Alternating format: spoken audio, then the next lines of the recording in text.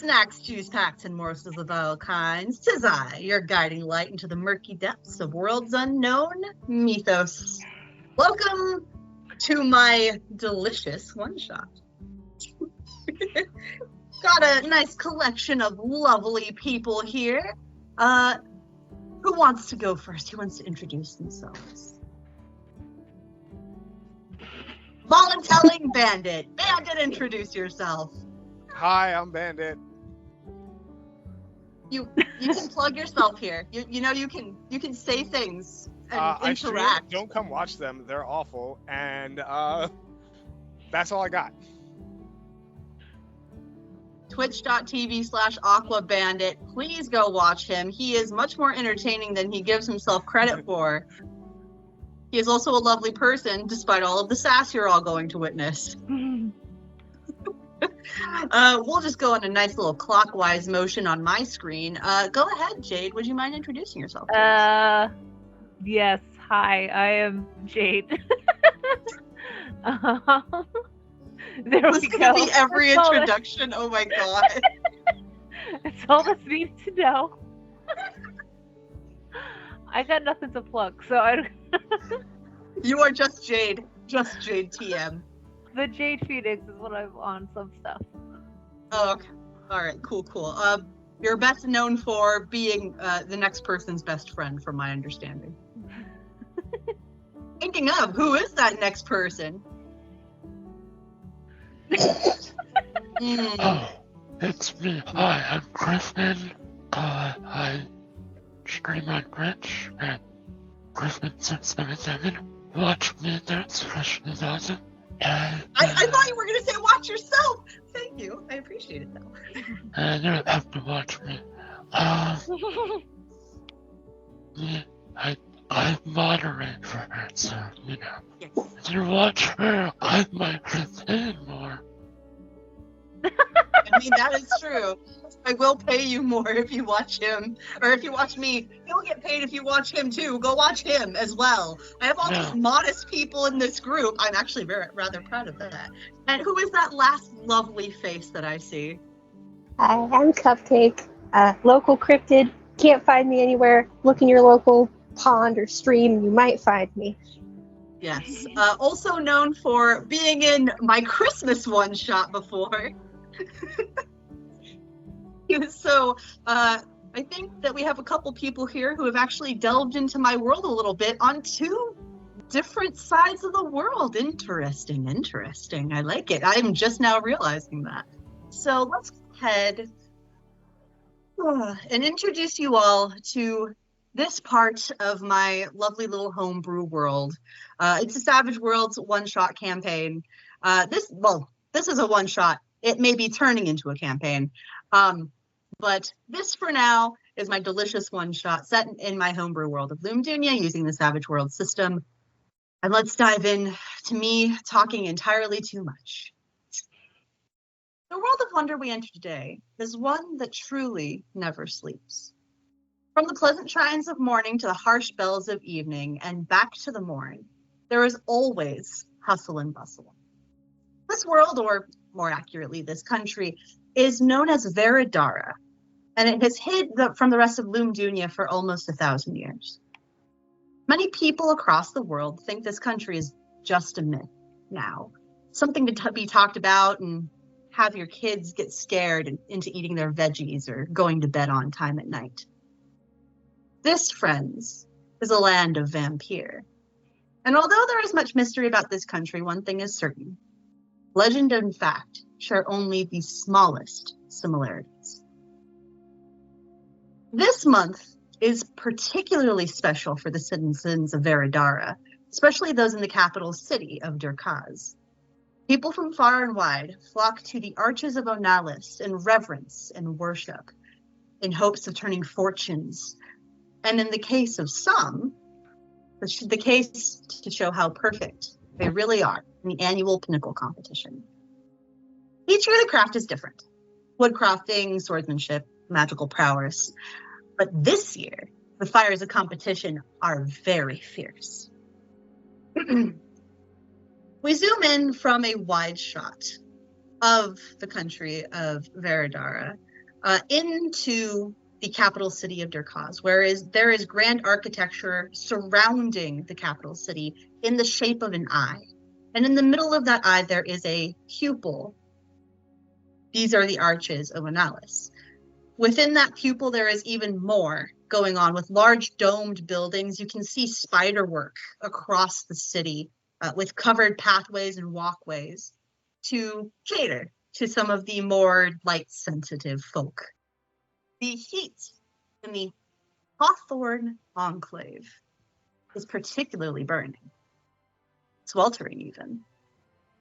There is a flower-shaped dome above where we are looking, and it is scattering rainbow light of sunset down onto the crowd that gathers beneath what seems to be a square, a perfect square, with 4 tables on covering top, bottom, left, and right. The spotlit in the dim sunlight, we see 12 people, 4 at each set of tables. They hustle and bustle around ovens and stoves and knives and cutting boards, a cacophony of metal hitting stone and wood, and pans and pots hitting the sizzling fires of things that are cooking in these implements. Steam billows all around, and the droplets of steam catch the light of the sunset and shower all of the contestants in technicolor. There's always a leader for any of these sorts of groups. And in this case, the leader would be our dear Isobel. Oh, Isobel, what are you cooking up? What are you doing? Oh God, thrown right in. Right.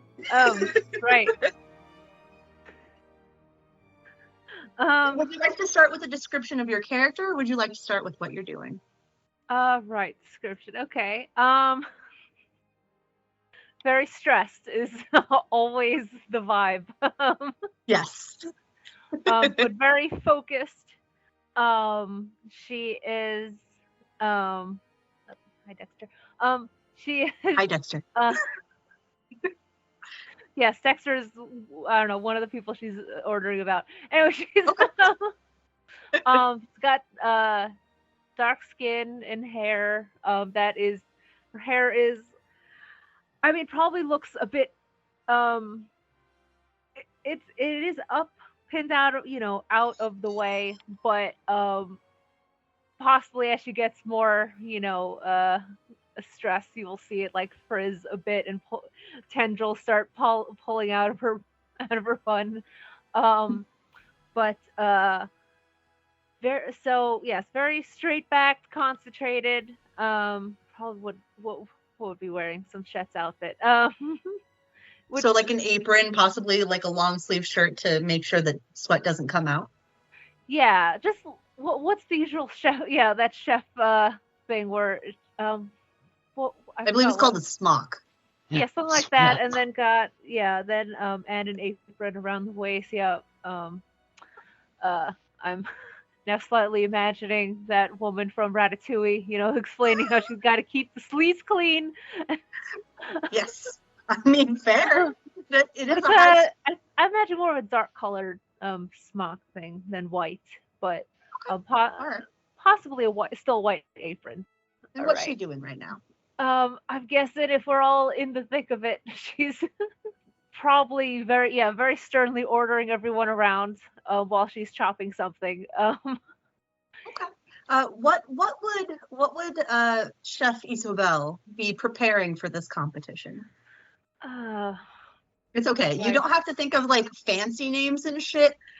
Just go ahead and give me something that you would come off the top of your head. Well, I mean, just like, what is she making her specialty now, or is this like an early competition part? So she'd be like these are the semifinals. Okay. So not the very end, but she's gotta bring something to this. Yeah, you gotta make sure you're impressing. That's correct. Okay. Well. Right off the dome, for some reason thinking I don't make sense. So she's making some sort of sugar creation that looks like is crystal clear and looks like gems jutting out, like natural gems out of rock, and she's Okay.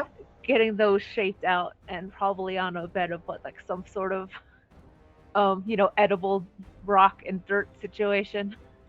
Okay, so making some sort of edible art piece that would have possibly cake or some sort of pudding that you would put it into and make it look fancy. Is that right? Yes. All right. So you are in the midst of very handily and skillfully carving out all of the pieces of each of these completely see-through panes of rock candy that you are meticulously putting together to make sure that they look natural, but in the calculated way that a lot of gems grow in. So you are in the midst of doing that. You suddenly notice that you are running low on the particular type of sugar that you need to make the next pane. And the clock is starting to tick really low. Who do you yell at to either get you more or help you make this? Yes, look down at my yelling at Dexter to go get me some more. Dexter, get off the counter and then go over. Dexter, your sous chef, who is surprisingly cat-looking. I'm kidding. Yeah, but get off the counter. So they were crouching for some reason, maybe to be in that, like, I gotta get real close and help mix this, and then... Yes, okay, so get off the counter, get more stuff.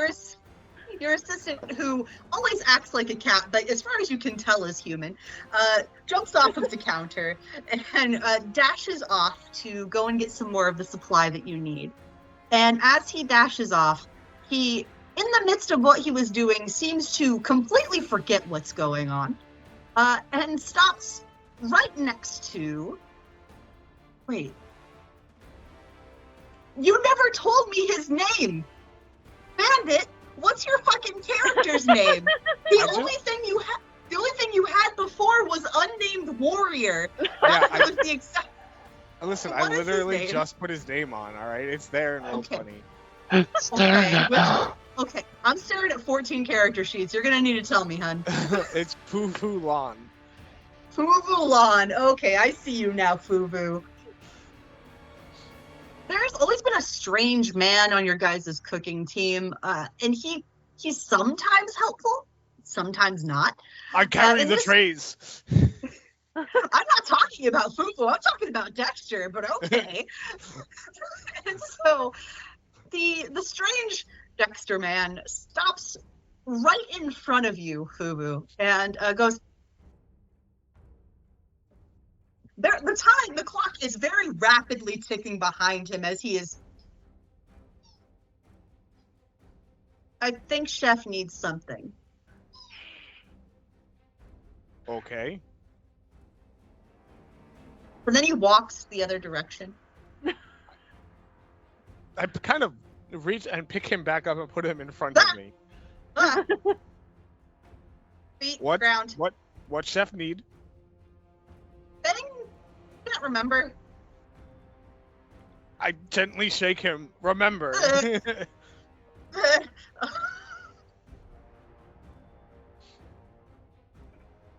I'm fairly certain you picked up intimidation, did you not? I'm pretty sure I did, yes. Okay, I'm not seeing intimidation, but I am seeing persuasion. Let's do some persuasion then, shall we? Sure. So, I'm seeing your persuasion as a d6. Someone gets a wild die, which is also a d6, so you'll be rolling two d6 together.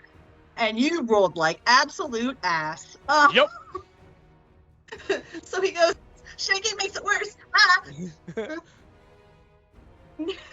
Nearby to this exchange, Swanhild, you see the big one is bullying the weird one again. That's not appropriate in the kitchen, and it's not safe. Put him down. It's totally safe. No. Remember, screams Dexter. I shake him like 8-ball till he remember. Trump, no, now is not the time, sir. Perfect. That's what we hear. Look at that sexy fat leg, everyone. Let's go. Extreme! Let's go. Okay. Oh my goodness. The cat is behind you now, I see. He's licking my head. Aw. Anyways, who's shaking poor Dexter? Go up and gently separate them. Okay, what's going on? He tell me Chef needs something. He no remember. I help him remember. Why don't we go ask Chef what Chef needs instead of shaking our Chef! friends? Chef! Screams Dexter. Chef! He is fine. He not hurt.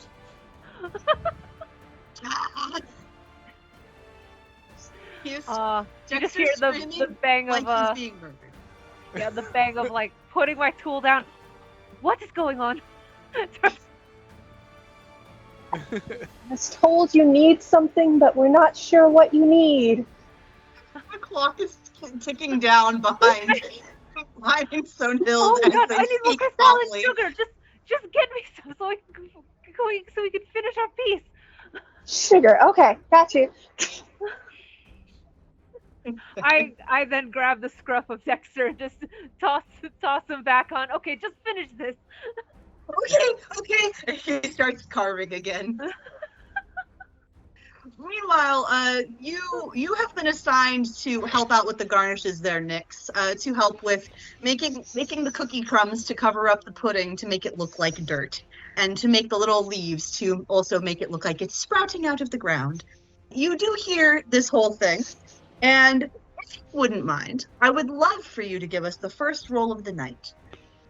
I would like you to please roll let's roll a smarts, because you've come across a conundrum. You can either finish the cookie crumbs to perfection, or you can forego the leaves, or you can forego the cookie crumbs and only focus on the leaves. I will roll smarts. I do have an idea though. Okay, all right, what's your idea? Okay, my idea would be to throw the cookies at Fufu and see if they'll just smash them. While I try to meticulously create these leaves.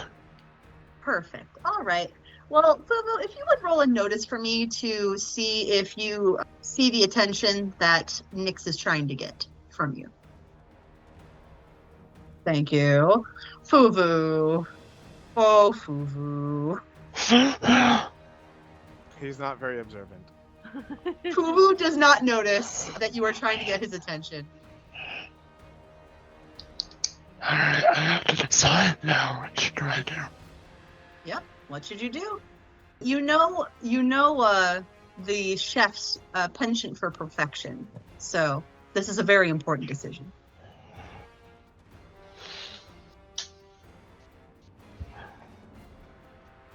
Wait, I'm supposed to roll 2, right? Yes, you're supposed to. If you have, so you have. It doesn't matter, it's a distance either way and I roll a 6. Oh, it explodes. Please roll it again.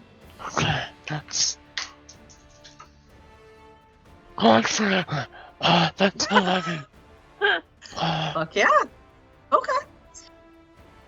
You go to make your decision. You decide that the cookie crumbs are going to be... The pudding that you have made is also brown. So it's more important to focus on the leaves to give it an extra pop of color. However, while you are focusing on this, you realize that Dexter isn't really doing anything important right now. He's kind of just redundantly doing the same things that Chef was doing a second ago. And he's real close by. You could probably just yank him off the counter and make him step on these cookie crumbs.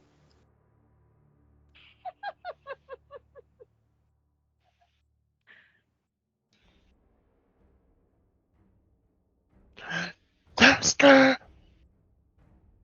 Hi. Hi, do you want a treat? Treat? I love treats. Okay, I need the cookies to look like dirt. Oh, are they my treat? One of them is, Oh, but the what do I have to rest, do? the rest turn into dirt. Why don't I just go get dirt? I could go outside and No. get dirt. No, dirt. Cookies, dirt. Oh, cookie dirt. We need cookie dirt. Oh, excellent. Yeah, okay. I got you. I can make cookie dirt. He like hops over the counter, gets out a rolling pin, and starts very rapidly making them. Let's see how good he is at it, shall we? It's cookie dirt. It ain't the prettiest in the world, but it is cookie dirt. It's it very clearly looks like dirt. It is not perfect dirt, but it is good dirt. Oh, I could do so much better. Leaves. Leaves. Leaves.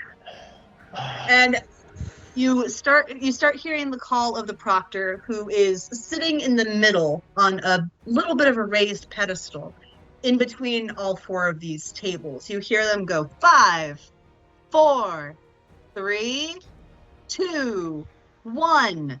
Time's up. Plate your dishes and bring them forward. Who is doing the plating? Oh God, probably. It's got to be like I have to make. I'm up here. I'm gonna make this right. I can't count on any of you. I carry the heavy things. That's all I do. Okay. So, yes. Shake next to me. Can I try to stealthily help? How would you like to stealthily help before you roll? Thievery. That doesn't quite answer my question. What are you doing to stealthily help? Okay, so I made these leaves, and I would just like to, put them on and adjust them as she focuses on the centerpiece. I'd like to just get the garnish to look just right. I will allow stealth for that. I won't allow thievery for it. Fair enough. Thankfully, I have that as well. So you are in the midst of putting your rock sculpture on a plate. First, you get some of the pudding, then you put some of the cookie crumbs perfectly evenly spaced. Then you take the rock and you kind of start putting the leaves on. You're having a little bit of trouble. 8. But thankfully, Nyx comes in, just kind of slides in and starts placing them. Time's up for plating dishes. Bring them forward, please. Picture perfect posture. She carries Perfect. the plate. You straighten your back, put back your shoulders, walk forward, and you put your dish on the table that is at the pedestal. The 3 other tables also bring their dishes. One of them seems to be some sort of multi-layered cake. One person seems to have brought, for lack of a better term, a flan. And one person has brought what looks to be a burrito? And so the person who is on this pedestal, they are, for lack of a better term, this person is perfect. He is well proportioned, like golden ratio, like jaw right angles, all that jazz. Mm-hmm. His shoulders are broad, his face is rectangular and sharp. His eyes are even sharper. He has grown out bangs that frame his face in a purposefully messy way. His hair is tied at the nape of his neck with a red ribbon.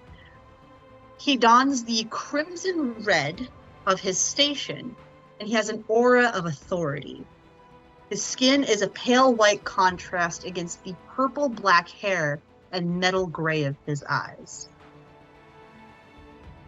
For you sits the head of the Church of Onalis, the chosen champion, one of the chosen champions of Onalis themselves, the god of perfection, the Damascene, colloquially sometimes known as the Vampire Pope, but I'm editing that part out. No, that wasn't. Do you want me to leave that in? Fine. You hear it first, chat. I'm leaving it in only because my mod asked me to. The Damascene looks over all of the dishes with the hint of a smile on his face. You notice that every time he goes out in public, he seems to be wearing a not a tiara. What's the word? A diadem, I believe it is. That is in the shape of like a double star, like one that goes out with 4 points and then has like smaller points. You notice that he is wearing that, and it has a perfect ruby inset in the middle of it. And he is wearing that in front of you all today. He seems mildly amused by the entirety of what's happening. And a very normal looking man, very unassuming, like short brown hair, brown eyes. Yeah, so his suit is white, but like, you know how like priests have that white collar bit that goes on the inside? He has that, but it's red. And he approaches you and he says, "What have you all made?" The first group will say, "Oh, we've made a 3-layered white cake with lemon and a wonderful icing." And instead of the Damascene tasting it, he tastes it. Moves on to the second. "What have you made?" We've made a flan from. It's a dish from the Isle of the Seers." Yeah, interesting. Takes a bite. Moves on. "And what have you made for me?" "We have made a rather cleverly hidden cake for you, sir." He cuts it open. There's a cake on the inside. It's one of those cakes that looks like food. He takes a bite. Moves on to you. "What have you made for me, child?" All right, that means I'm talking. I present you with a chocolate pudding with dark cookie crumbles, some fondant leaves, and this is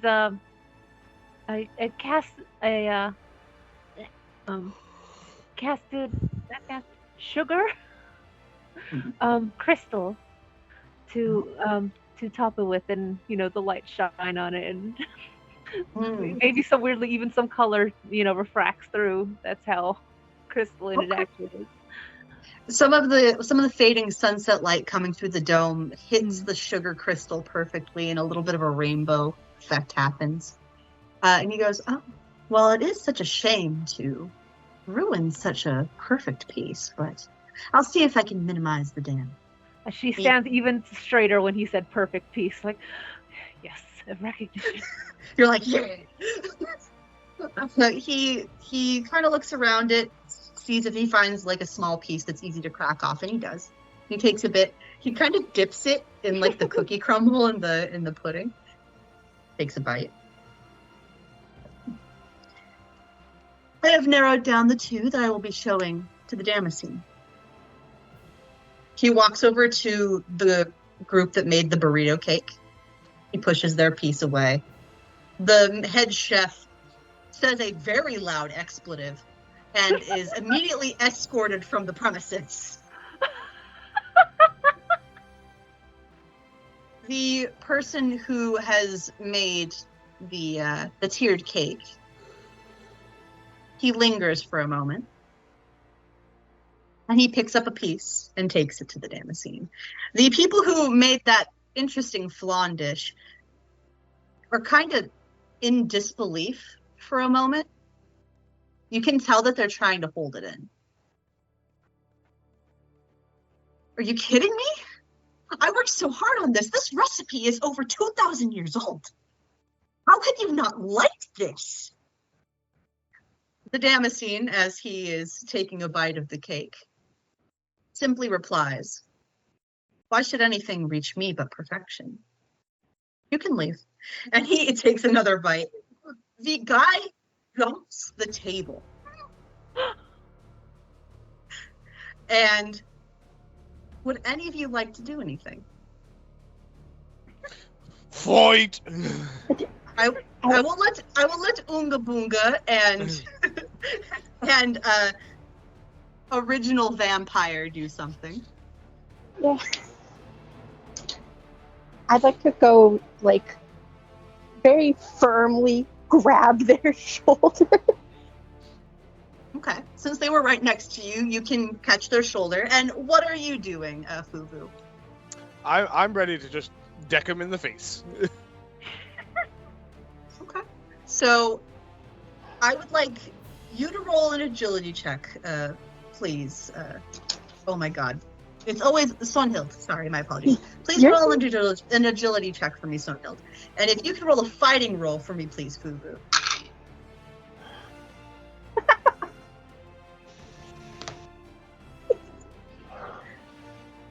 I got a 2. Are you fucking kidding me? I have not gotten a good roll this entire... Okay, it's okay. It's only like the first 15 minutes. It's all good. Only uphill from here, right? Only uphill. And you are very lucky.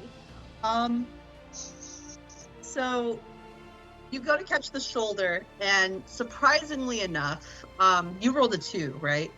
Yeah. So you go to catch the shoulder. He leans and spins and goes to swing at you. Fuvu, trying to hit them, was actually going to miss. But because they also fucked up, he catches them with his elbow instead of his fist, and they go toppling off the other side of the table. Very shortly after, mortal vampire guards come and grab him by the shoulders and start taking him away. The Damascene, meanwhile, is watching all of this with a vague interest. Having finished the cake, he then begins to sample your dish. You can hear the crunch from where you stand. Kind of.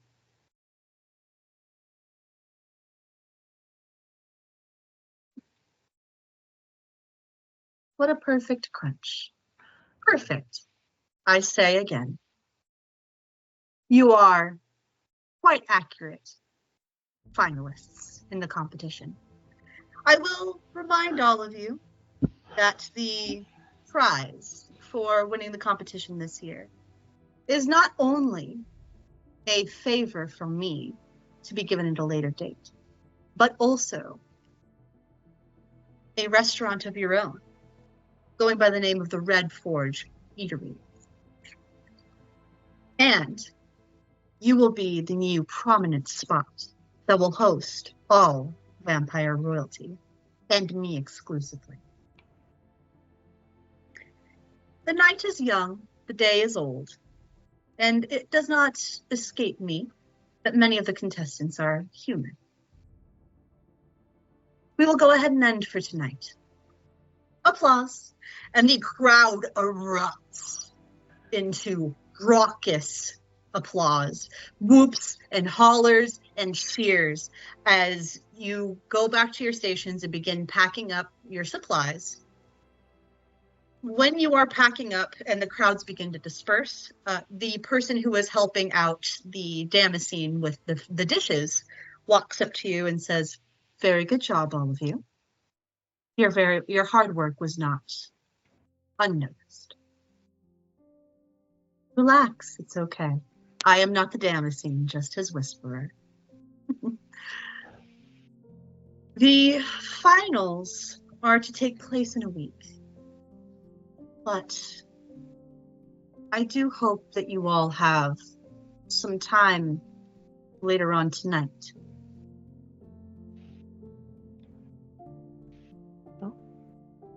You all free? I guess I still looks very intrigued, but not sure what's happening here, but sure. This is the speaker of the dance scene. She's yes. Yes. So Perfect. yes.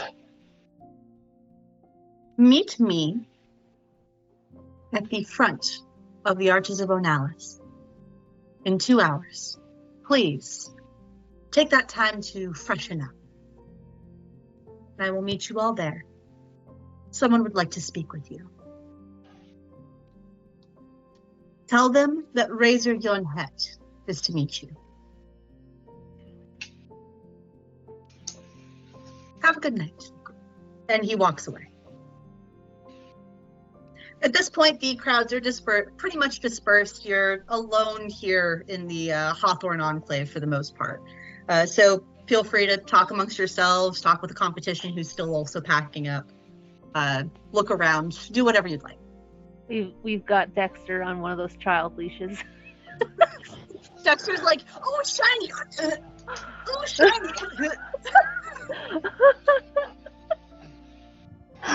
We have to figure out why exactly he's part of this, but apparently he's very Must give crucial. Dexter a good shake. It sorts him right out. When you can get him focused, he is amazing. The problem is getting him focused. Yeah. It takes a very specific thing to get him focused, and you never really hit it on the head yet. We've seen Shaking it once, too and good. it was amazing. We just need to try and hone in again. I tell you, shaking do great. When you shake me, my brain feels like it's 20. I just pick him up and shake him again. Focus! Now it feels like it's 11.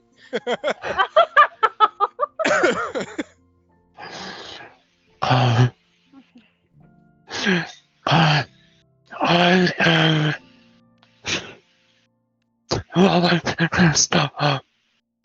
I am actually focusing on knives back exactly how they're supposed to go and all of that, and have trying to clean myself up because unlike the nearly pristine Isabel, I am covered in flour, sugar, it's everything. It's headed down. Betsy apron, clean sleeves. That's And my always tight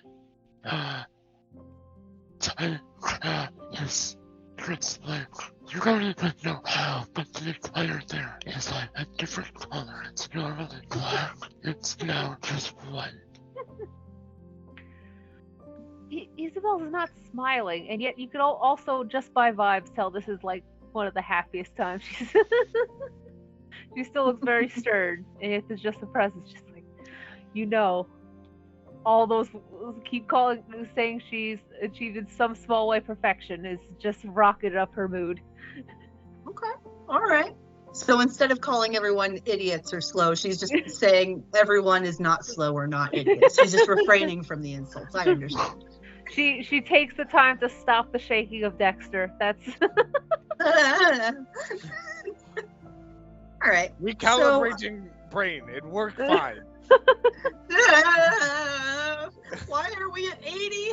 Why? No, he's seeing numbers again. Seeing numbers is good. Well, you guys have a couple hours. What are you up to? So as we finish having stuff up, one of the two tables or stations doesn't have anyone at it. The two that didn't make it.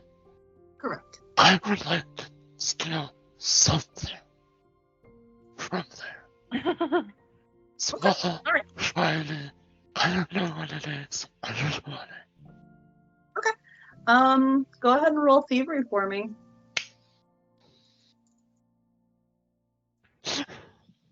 Explosion.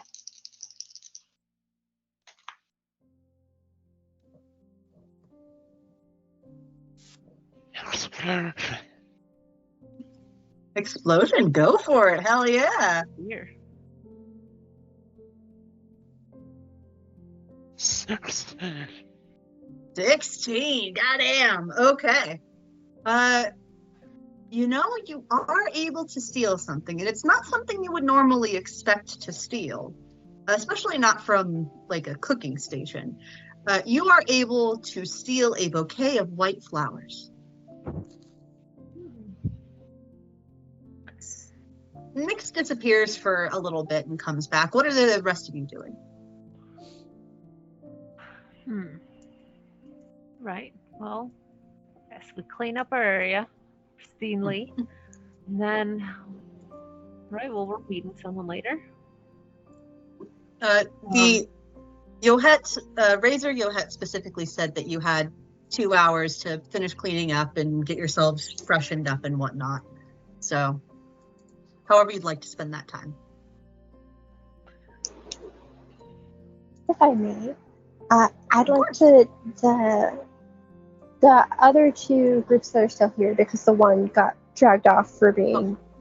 There's 2 groups are not there because they were like escorted out. So there is one group there. The one that made the lemon cake. Correct. I'd like to politely go up to them, give them a handshake. You did a lovely job. Your cake looks lovely, and I could tell that you put a lot of effort into it. You did well. Be proud of yourself for that. So when you walk over, there are actually 2 twins when you notice. You weren't paying too much attention to the competition because you were all focused on what you were doing. But there are 2 twin mortal vampires. You don't remember their names off the top of your head. If you wanted to do a check, you could. But there's also a human with them as well. And the first hand that you shake is the female twin. She goes, thank you. You all fought very admirably as well. It took everything in us to make this, and you were able to make that. And they point at the sculpture that is still on the pedestal. Perfection comes in many forms, and sometimes that's the effort that you put into it. Yes. Of course the royal would know something about that, wouldn't they? Of course. There's no need for that. I'm just like anybody else. Oh, my lady, don't be modest. Of course perfection would come from someone as high as you. I promise it's fine. Oh, she's so modest, isn't she, Trophier? And the male twin, you shake his hand. Modesty is something that is perfect. That is fair. Well, we look forward to going against you in the finals. I feel like it will be very interesting, to say the least. So it's an honor to go up against such lovely folks as yourselves. So modest. So modest. His fangs show, and what you can kind of tell is a little bit of a competitive smile. The last hand that you shake is the human woman. She goes, wow, you're so pretty. The male twin smacks her on the shoulder. They're all pretty. It's fine. Just say thank yous to Our Lady and let them move on. Thank you for competing with us. It is an honor. It's lovely to compete with you, Lazar, and thank you for the compliment. I'm just like anybody else. It's fine. You're okay. It's okay. Well, I look forward to going against you in the finals. And at this point, they go back to packing up their station. They're almost done, so they're going to head out shortly. You 2 are left alone. Fufu and Isobel. What are you 2 doing aside from packing up? Do you guys get in any conversation? No, I think the 4 of them left just be like, make yourself presentable. Don't embarrass us when we meet up later. But, in very, I guess one of this is the South Overseer She says, "Good work," and walked away. Foo-foo. You think that may have been a compliment? You can't be sure, but it may have been a compliment. You're like, "Was that sarcasm?" You're not sure, but it usually is from her. But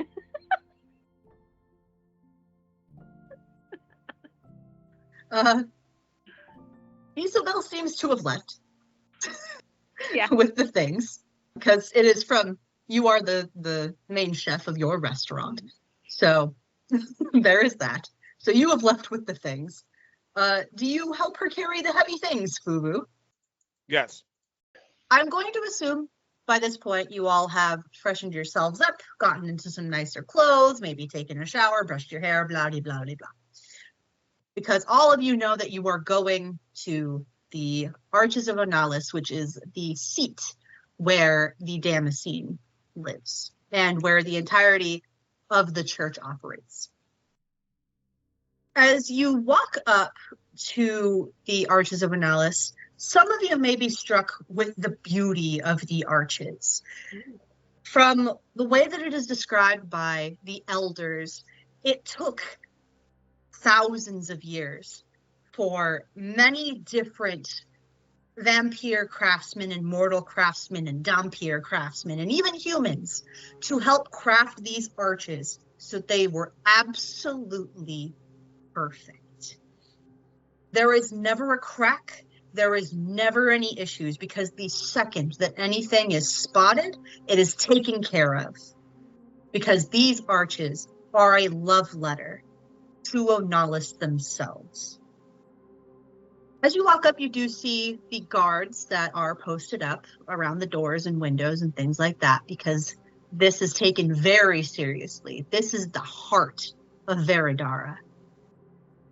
At this point, because I did a little silly earlier, if you all would like to go through and describe yourselves while you were in this nice fancy gear, please go ahead and do so. Jade, because you did get a chance to describe your character a bit the first time around, I'm going to go ahead and go to Bandit first, okay. and we're going to go counterclockwise this time. And I'll have you describe yourself in fancy gear last. Oh, So, Yubu, what do you look like? You can be simple if you like. There's perfection and simplicity, but what you wearing? What do you look like? Just a nicely, pressed shirt, button down, simple, plain white with like brown pants, long sleeves, just very simple, but everything looks clean and pressed and very form-fitting. Okay. Do you have long hair, short hair? What kind of skin tone you got? He's bald man, white skin, big bushy beard. Big bushy beard. What color eyes we got going on? Gray. Gray eyes. Fuck yeah. All right. And does he keep a more serious face on, or is he kind of jovial kind of guy? He's a little more jovial. Very happy, simple man. So got a little bit of a smirk on his face wherever he's walking. I dig it. So you'll actually arrive there first. You stand slightly menacingly, not too far away from the entryway to the Arches of Onalis while you wait for your comrades to get there. The next person to show up will be our dear Sonhild. What do you look like and what are you wearing? So Sonhild is a very pretty lady, as most of the original vampires are. She's got a kind of dusty, pale skin, a bit of a cool tone, dusty brown sort of bob hair, nice, clean swoosh on her bangs. Wears relatively simple, comfy, but well-made clothes. At this point, a little bit dressed up. Has on a nice long sleeve, a bit of turtleneck thing going on. A nice pair of slacks that fit her well. A pretty belt. Got a little beret on the back of her head. A couple just earrings for the fun of it. Her eyes are like a dusty blue. It's not like a bright, piercing blue. It's not like a deep blue. It's just a lot of her colors are muted. Yeah. And then she's got a very nice pendant on. It's I didn't even roll with middle. We'll go to platinum. Platinum chain goes down to her chest. It has a really pretty opal in a teardrop shape, and it's held in like a metal cage with the metal like wraps around it and holds it. That sits right on her chest. Nice. So you are simple clothes, but a lot of accessories. I like it. Yeah. All right. So you're the second to arrive. I'll give you guys the opportunity to role play if you'd like, the two of you, before Nick shows up, if you'd like. Just walk up like, elegantly, like not like stiff, but just that like natural like elegance, just like walking up, just like, hey, how are you doing? I am doing fine. Your accessories are nice. Thank you. I put a lot of effort into making sure it goes well together and it fits. Very nice. You look nice. Wow, you clean up good. I try. I will ask in this moment, because all of you have been working underneath Isobel at her restaurant for how long do you think? How long do you think you two have known each other? At least, like, personally, probably got into helping out at the restaurant, like, recently, just, poking around into new things. So probably, like, a couple months. Okay. So you haven't been there too long. Yeah. What about you? You think you've been the muscle for a hot minute there? Or you think I you feel like I've haven't? been the hot muscle for a while, hot carrying the muscle. big trays. The hot muscle. Ugh. Yeah. Okay, She so saw a you've big, strong, been there. simple muscle man, hired him quickly. So like she opened up the restaurant, realized that she needed some muscle, and then hired you. Yeah. So you would probably know Isobel the best then. Yeah. All right, good to know. So this little small talk is you still don't know her too well, so it's just a nice little oh hi. You're saying hi to coworkers. Yeah. All right. So a couple minutes will go by, you guys will share your pleasantries and then settle into a nice calm silence. And Nyx, you show up not too long after. What do you look like and what are you wearing? So I am a rather young male. I have, you can only assume shorts, and you're not really sure what color, because I've always wear a slightly foppish hat. It's like tightly pinned, over my head. But other than the slightly silly hat, I always look, like I'm ready for adventure, like, yes, I'm here, but I'm not necessarily tied here, wherever here is. I wear, some, like, dark leathers that kind of wrap and have, like, a few too many buckles here and there. But, like, none of them are shiny or stand out. They kind of just fit, closely. My face is somewhat worn and a little scarred. Some might even say rugged. But I'm actually kind of small and only about 5'2". You're a rugged short king. Yeah. And rather than walking up the steps and intercede me, I kind of just pop up from behind, Fufu. I would like you to roll me a stealth check, actually. There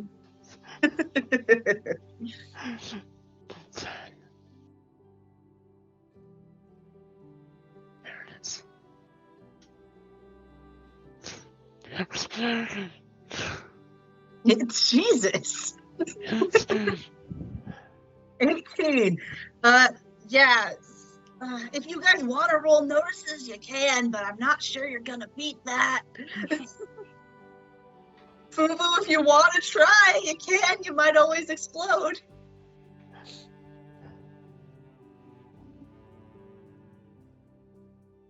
Nope. Oh, I did explode. I got a gosh. 10, so still not enough. But I did explode. Okay. So, I will give you a benefit in saying that only half a second before he pops up, do you hear the shuffle of a foot, and then he's there. Fubu, suddenly the tiny one is there. Hello there, tiny one. When did you get here? Just now. Good to see you. Oh, I have something for both of you. And I reach into my little bag that I always have on me, and I pull out a single white flower for each of you. Thank you. Would you do me a favor, Sunhild, and could you roll me a vigor check? Oh, okay. What have you done? Oh no. It was a very nice idea. I was not expecting it to go this way, unfortunately. That's a 6. 6 on a 6-sided dice. 6 on an 8-sided die. Okay, so you can't touch this flower. The minute that it comes out of his bag, it hits your nose, and you cannot help but take 3 steps back to get away from it. You don't know what it is. You don't know why you're reacting this way, but you can't touch that. Thank you. Oh, did I do it so again? I think I might be allergic very much.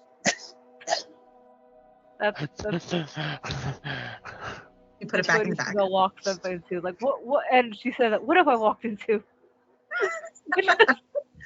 Tiny one give flower.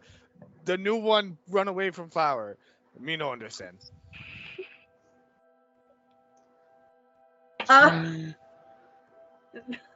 If you would like, Isabel, I would probably have you roll. I'll let you choose either common knowledge or smarts. Okay. All right. Well, Anyone who would like to roll this can as well, but Isabel slightly specifically. higher. So let's see. Guess my smarts is slightly higher. Okay. Finally, Wait, I if rolled both something of them other than a explode, do I roll both of them again, or just the Yes, you higher do. die? Okay. Hold on. Sorry. If only one of them exploded, then you just re-roll the one that exploded. Both of them exploded, but they're different types of die. Yes. You keep rolling until one of them stops exploding, and then you stop rolling that one. Okay, so then do I add them both keep your together math. from the first? You do not. So Okay. it's literally so if the 4-sided die, for example, has explodes 2 times and has a total of whatever, and the 6-sided die explodes 2 times and has a total higher, you would take the 6. So you got to do a little bit of parallel math. Okay, so whichever one's higher out. Okay. Yeah. Correct.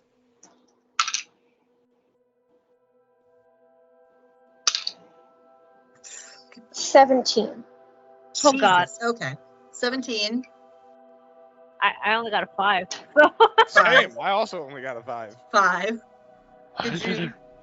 Okay, you didn't roll. I have Okay. no idea what's going on. Okay. Now that you're getting a look at it, you do know why you can't touch that. You know why your body reacted so violently to it, in fact. What you are currently staring at is Monk's Hood. Oh. And that's illegal within city grounds. Oh. It's illegal because it can kill original vampires. And mortal vampires, for that matter. It can put a Dhampir into a coma. The only one safe is a human. You need to get rid of those, like, right away. Very far away from here. Like, It's very nice like flower. right now? No! No. No, it's not. What's wrong? What's wrong with them? I'm going to go ahead and make a roll. Just remember, you guys are very close to the entrance to the church. Oh, no. Luckily, the guards have not noticed this fuss you guys are causing or what you're holding. Yeah. Okay, I may pull you guys a little bit away from this entrance because she does not want attention. She doesn't want negative attention. She doesn't know what the hell's going on right now. So we're gonna pull off to the side. What's going on? What is that? What is the problem? Is it going to cause issue inside? Yes. Very much so. Those are deadly and illegal. Very illegal. But it's pretty flower. And turning to, what was the name of the sale? Where did you get those? I borrowed them from. You have heard me say Mr. Supply. Yeah. I borrowed them from. Straight up, you know it's the. Yeah. I borrowed them from the other contestants. Do you remember which table, like which contestants it was? Do I remember which contestants? You guys weren't paying a whole lot of attention because you were doing a lot of cooking. I'm gonna have you there's not really a history check in this game. We'll go notice to have retroactively noticed them.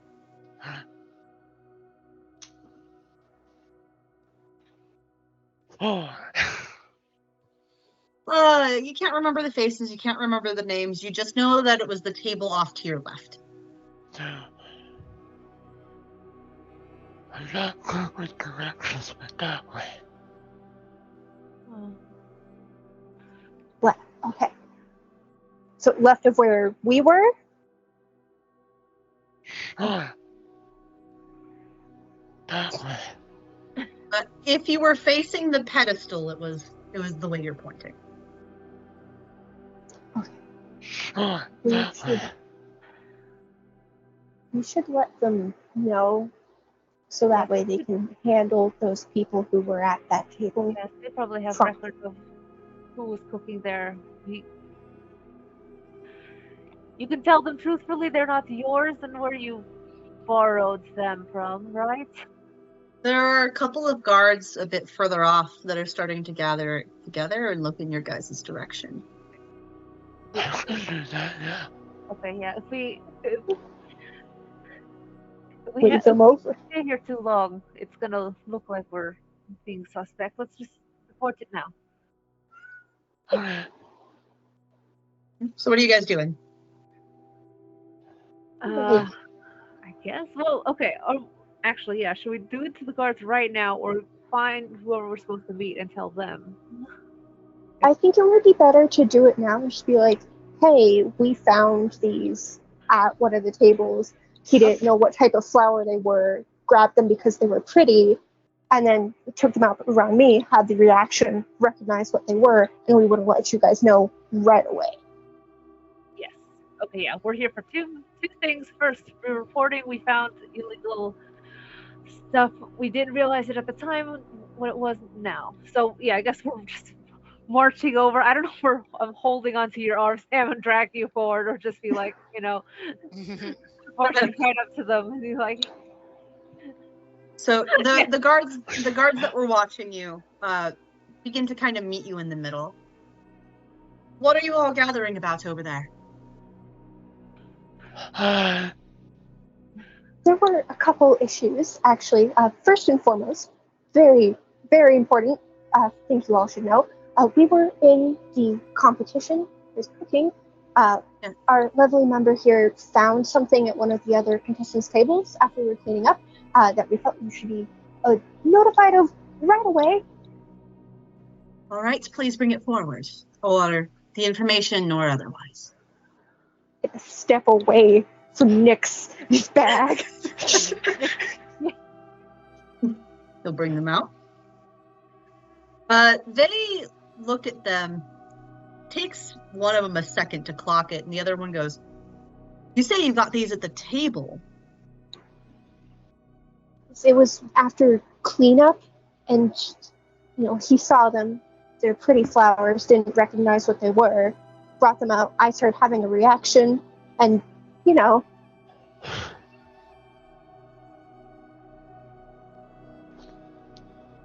All right.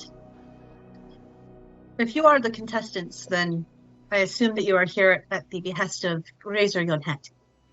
yes. Go inside with those flowers. You will know what to do. None of the guards are of your highness's type. So move through with ease. Take caution, please. Let them in! They call down a chain, and you see the main doors to the Arches of Onalis open through. You guys make your way in? Yep. Excellent. So, few of you have been inside the Arches of Onalis. Sometimes people will go for church, like there is the Sacred Night of Onalis, where everyone pays homage for literally 24 hours, making only their best craft for 24 hours. Even if it takes all 24 hours, they will make that one thing, and they will bring it to the Church of Onalis to have it presented to the Damascene. So there are a few of you who have been here to do such a thing, depending on how pious you are. But even though that only happens once a year, the absolute majesty of the arches and the building inside strikes you. It is Huge eyes. yes.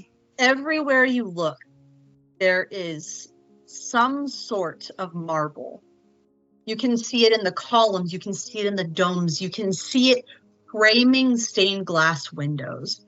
Those stained glass windows, in fact, you know the figures, Sonhild. These are all people who have helped be influential or have helped bring glory to Onalis in various forms, be they champions of Onalis, be they worshippers of Onalis, just people who ended up dying to help Onalis. Like anyone who has ever paid homage in a way that is beneficial to the church, they have a fresco in these stained glass windows. And because it is mostly populated by original vampires and mortal vampires, the glass is glowing into the courtyard you all step in, and you are bathed in light. Reds, blues, yellows, rainbow effects wash over you as you walk through the cobbled steps, the cobbled pathways, overhangs that you walk through that are able to be traversed during the day. There are endless frescoes of things that have happened in the past that supposedly bring glory to Onalis. You cannot pinpoint every story. Even those who have lived 10,000 years can't pinpoint every story, but every single painting supposedly has something to do with Onalis. And as you enter into the main receiving hall, you see green marbled flooring with gold veins. The walls fade from that marble into straight up glass. So you are treated to a gift of the entire night sky with the moon shining directly down onto a dais where the Damascene sits. You begin to walk forward, and about roughly, we'll say like 30 feet away, he'll hold up his fingers. I smell what you've brought. Yonhet, would you mind? The man who approached you earlier, who speaks for him, walks over and grabs the flowers with no issue. Where would you like me to put these, Damascene? For now, they are evidence. Please put them in the locker down the hall, the airtight one. He bows and walks off. Now that that stench is off of you, you may approach. All right. I don't, because I'm like, You don't approach? He gives a little bit of a chuckle. I did say may, didn't I? It's fine. You don't have to approach if you don't wish. I don't bite, mostly. neither do I. Good to have the record straight. Depends on if someone asks. Do you children know why you're here? Good. No. Then Johan has done his job properly. I have a job for you. And I already fortuitously, have job. a secondary job, if you would, good sir. Something to involve all of you. Would that be beneficial to you? I go where boss tell me go. The full weight of the eyes of the Damascene fall on you, Isobel. God. Would that benefit you?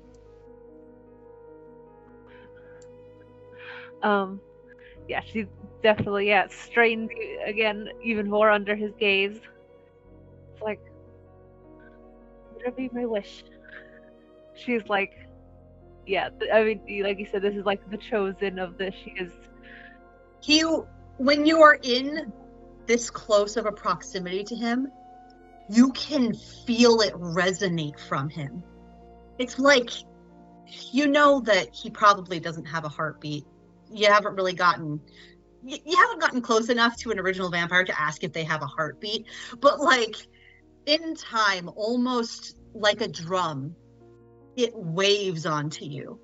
Just the pressure of godly perfection that Onalis grants on those who embody them. You feel it. And it gets even heavier when his eyes land on you. So this would benefit you then. She is like closes her eyes and inclines her head like solemnly, not kind of nodding to him like. Perfection need not bow its head, child. Raise your eyes. So, I see I have found the correct people then. As some of you, he glances over at you, Sunhill, some of you may know, the reason for this particular celebration being so close to my heart is that I am celebrating 20,000 years on the face of Lum Dunya. And while I can appreciate a perfect subterfuge, from what you have just brought me, there is not perfect subterfuge happening. Someone in the competition is cheating. No. That was out of character. Now I cannot prove that it was one of the two that got kicked out, or if it is the current team that is cheating. But that is all the more reason to suss out those who would ruin perfection's celebration. So I bring this to you. You have 1 week. Find those who are cheating, but do not call them out. I want you to beat them at their own game. Out-cheat the cheaters perfectly. I seem to have brought a smile to your face, young one. He points at you, Nix. You want this cheat? I want you to cheat, and perfectly cheat. Do not get caught. If you get caught, then unfortunately the full weight has to come down upon you. I've never been caught. I've never done anything wrong. I'm sure that's the truth. But find the cheaters. Beat them at their own game. And in addition to the benefits you will already be getting, I will put you in important positions in the church. Swanhild, this offer is surprising to you. While there are humans on in the Church of Onalis, they are very few and far between. So for him to offer this must mean something very important to him. What say Like you? raise. I was just gonna say she's gonna like raise her like eyebrows a bit and then just What say you? Would you take up that offer, Nix? I mean, can I say that here? I'm sorry. I don't. We do not speak of the void here, but it is entertaining that you say it like that, so I will pardon. Daniel. You're welcome. What of you, Fuvu? Yes or I no? go where boss tell me to go. If boss say go, I go. The full weight of his eyes fall back God. on you. What of you, Isobel? Yes or no?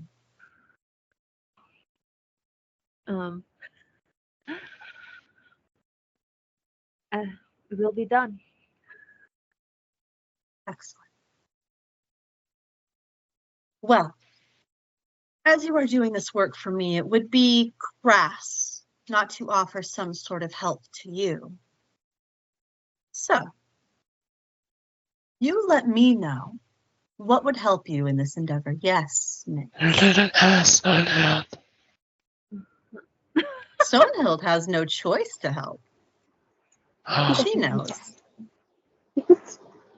oh. Plus, this benefits all original vampires to know who is cheating in such an interesting manner. Do you not agree, Stonehild? absolutely, especially to bring those flowers around food. Around the food? No. I do believe it was an attempt to poison me. It is an unfortunate common thing that I've been noticing lately, where there has been various types of aconitum entering the human parts of our society. Yes, Nix. Well, I was gonna ask if it's all flowers, but then you said a word that I don't know. Aconitum it's good that you don't know that word, because aconitum is the name for illegal substances that are specifically targeted to kill vampire and vampire kind. Most of them, surprisingly enough, are berries, but that one is one of the exceptions. Which is all the more concerning than the fact that berries are often put in food competitions, would you not say? They are. Quite right, Nix. Quite right. Ask me any questions that you have, or make any requests for items that you may need to get this done, and they will be granted. But only when I am around. Only I and Yonhet can know of this. For it to be a true deception, no one else must know. Do you have any questions for me now or any requests? Please do make it quick. I do have a meeting soon.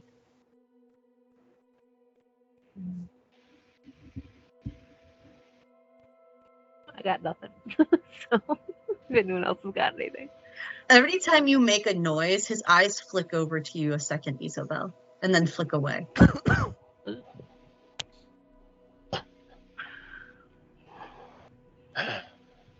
If there is nothing, that is fine. Yes, Sonho. It took me a second for my brain to cook. If it would be at all possible to get records of the layout, who was at which table, what dishes they've presented, just to have that record. Easy enough to give. However, the item lists seem to have mysteriously gone missing. Of course. They have not been kept on site, which is an oversight on the person who was running the competition, and do not worry, imperfection is punished harshly within the church. Aside from that, however, that will be for later. Yes, Nix.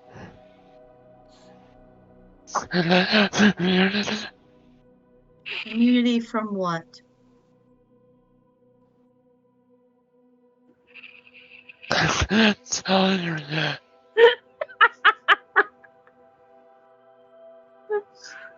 You can come here and tell me now, or the answer will be no. Someone do me a favor. If he attempts to kill me, please rip out his heart. Come here. Okay. Yeah, I walk over.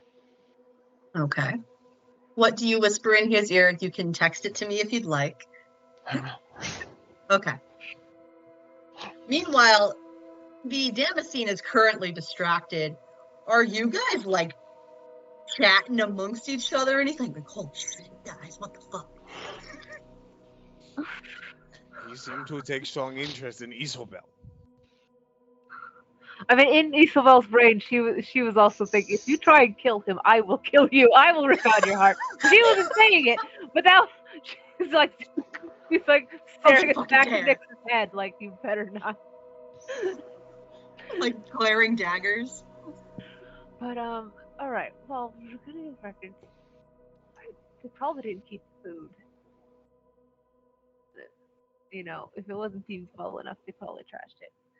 We just have to worry. I mean, it's worrying enough if it's the ones who got eliminated, but it's doubly worrying if it's the one who got through along with us. Listen, I pick things up, I put them down, you tell me where to go. It would be odd if it was the group who got passed through, since there are vampires there as well, but that doesn't mean they couldn't have had their human put it at another table to draw attention away from them. That's definitely a possibility.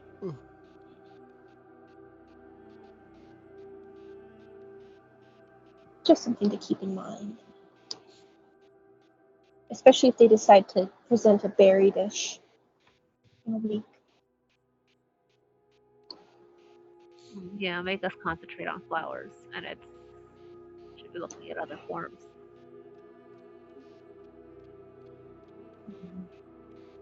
You guys keep talking. I'll make sure to signal you when he's done. Don't worry. Also, if they, let's say, like, man, a few words. What you guys might hear is louder than what I whisper at the end of the exit. Please don't kill me.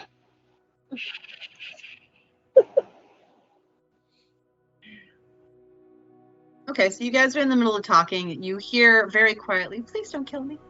The Damascene does get his gray eyes do seem to sharpen for a moment, but just a moment.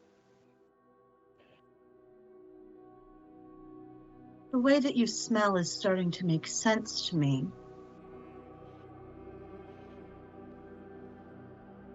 Would it be correct to assume that you are a particular lover of the moon.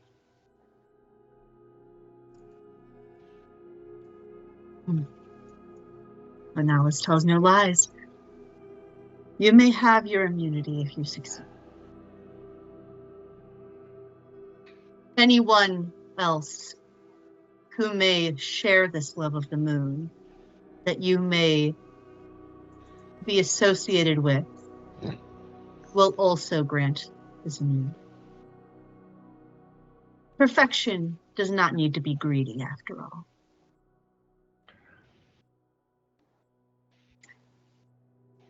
If there's anything else that you need, please make it aware to Razor Yonhat. In the meantime, my meeting will be starting soon. He points behind you. Have a good night. Oh, always, Flamberge, always. That's Yes. is there anything around that's like a coin or a gem or a fork? I don't know. Is there anything like There right are next to him? There is a circle of lit candles with jewels, nothing directly next to him. As soon as he said, "Is there anything?" I thought I was like, "Oh no, the end of that sentence going to be that is stealable?" Yeah, I was that's waiting for you to get there. While Oh, I dare not tempt fate, I will say that you were very close to the Damascene for an extended amount of time. So if you're wanting to tempt fate, who am I to stop you?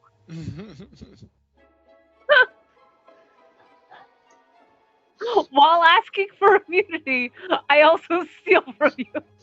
Yep. Oh. Call it, Griff. I'm doing it. You're doing it. Nothing All right, give me a... small. Nothing too big. I'm not going for the crown or anything. Okay, Literally. go for it.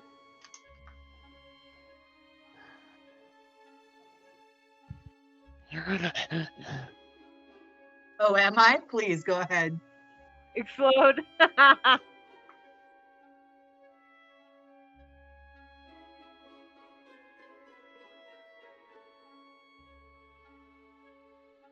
What?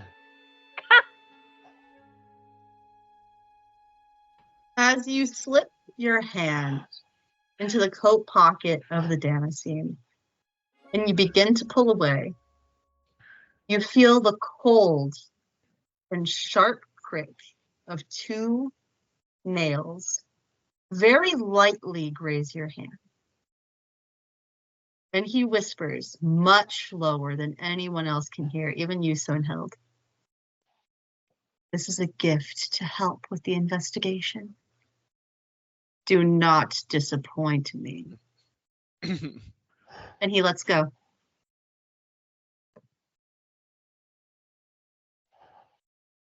Remember, perfection and be generous.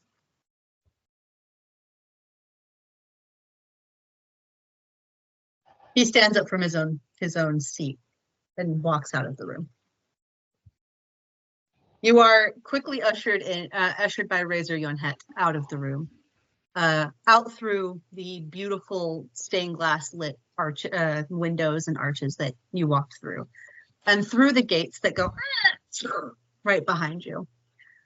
And Razor Yonhet says, I will be available whenever you need me. All you need do is go to the site of the competition last taken. I will be there if you need anything. Have a perfect night. What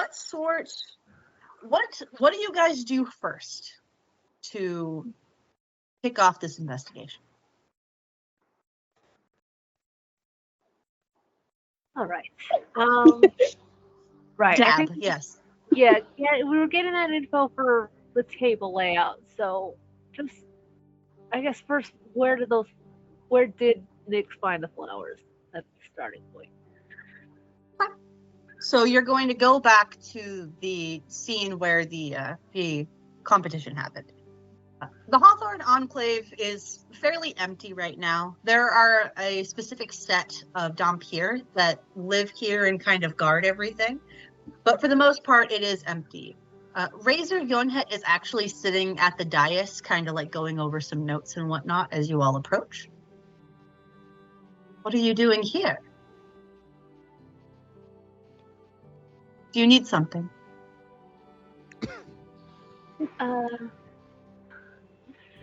Oh, I guess he smells it. Right. Yes, when the information for who was at, and Nick's point out which table he got the flowers at. Oh, I see. The tables have been cleaned since then, but perhaps something was missed. Not everything can be perfect, unfortunately. Yes, of course. We just need to know which of our competitors had been there. Well, I will look for the seeding chart and what ingredients were brought in and from where, while you examining everything. Would that work for you? Perfectly. Perfect. I will leave you here to your devices with instructions for the Dhampir not to touch anything. And he walks off to what seems to be a little office in the way back. Like he has to walk like a minute to get there. But you see him talking to someone and they begin to spread the word around. Anyone who is checking out the tables, go ahead and roll me investigation. As I was saying, I borrowed them from near they were let out in the open right under a large. I'm sorry, you're stealing what from who and where? No, as I said, I borrowed them because they were just out in the open under the table under a large box. Yes, out in the open under things. in I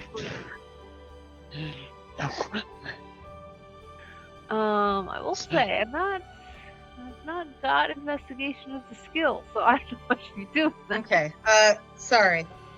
This would probably be something a little bit different. Investigation is a D&D thing. I played D&D yesterday. That's my bad. Let's go ahead and instead of investigation, because I'm a silly goose, how about we make it notice? Okay, I have that. That's all right. Okay, we can try and do this. I have a 7. Ooh. 5, 7. What'd you get, Cupcake? 7. 14. Okay, so 14. Goddamn. Okay. Explosion. I have apparently +2 to notice. So nice. Okay. Did you decide to roll? I wanted to call your character Yoo-Hoo. Fubu. 11. As you. 11. Nice. Okay. Yeah. So. Oh my goodness. Sonhild and Nyx, you are looking.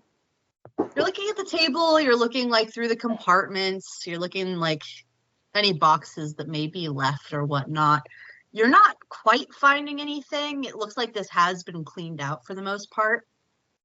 And Sonhild, you're not smelling any remnants left. So whatever, they cleaned it pretty well over here, it seems. Are you looking at the same table, Isabel and Fubu, or are you looking at a different table? Different table. Different table. Okay. Do you choose the table where the other contestants that stayed in the competition were, or do you choose the other one where the other competitors left? I'll take the one with the competitors who stayed in. Okay. And so, Jade, are you taking the other table, the one that the flowers weren't found at, where the other competitors got kicked out? I guess. You don't have to. I'm asking if there's any Yeah, I'm particular not sure. table. Like, do I trust that you looked over that whole table and were fine, or do I do a second check over you? The first lead is just that one place, so I guess check over where the flowers were found first, just extra, but for looking Okay. to the other tables. Okay. So we'll go ahead and go with the 11 first for Fuvu. So Fuvu, you are going over one of the tables where the competitors were there. Obviously, you don't smell anything. You don't know what the new one's talking about when they say something about a smell. But you noticed that the Damascene didn't take that flower from you the other night. You still had that flower. You had tucked it away, so he didn't take it. So you have that to kind of go off of. And while you don't find more flowers, you do find stems that look really similar, but there's no flowers on them. It's just the stems. And Isabel, when you help the other two examine the place where they found the flowers, they have cleaned it very well here. Very, very well. So well that you almost don't notice that there's something that's like off to the side that seems to have like rolled off of the table a little distance away from it.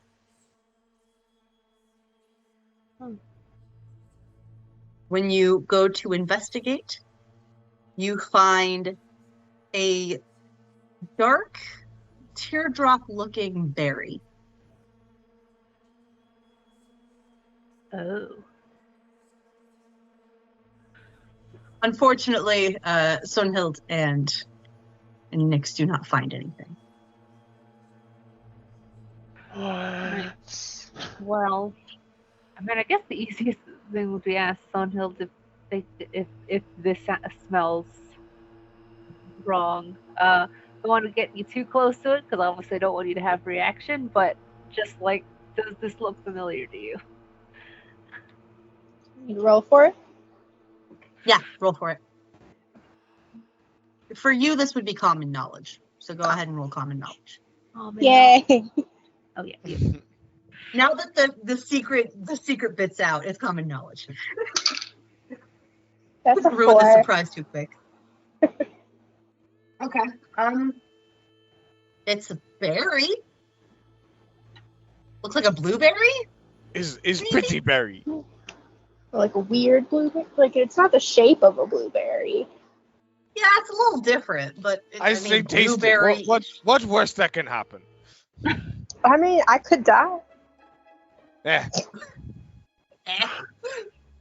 Give me the berry.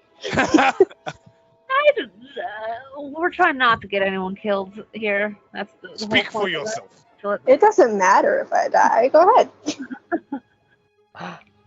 I know. none of this is filling with confidence in any of you. All right, we're We confronted one of the competitors first to see if they die.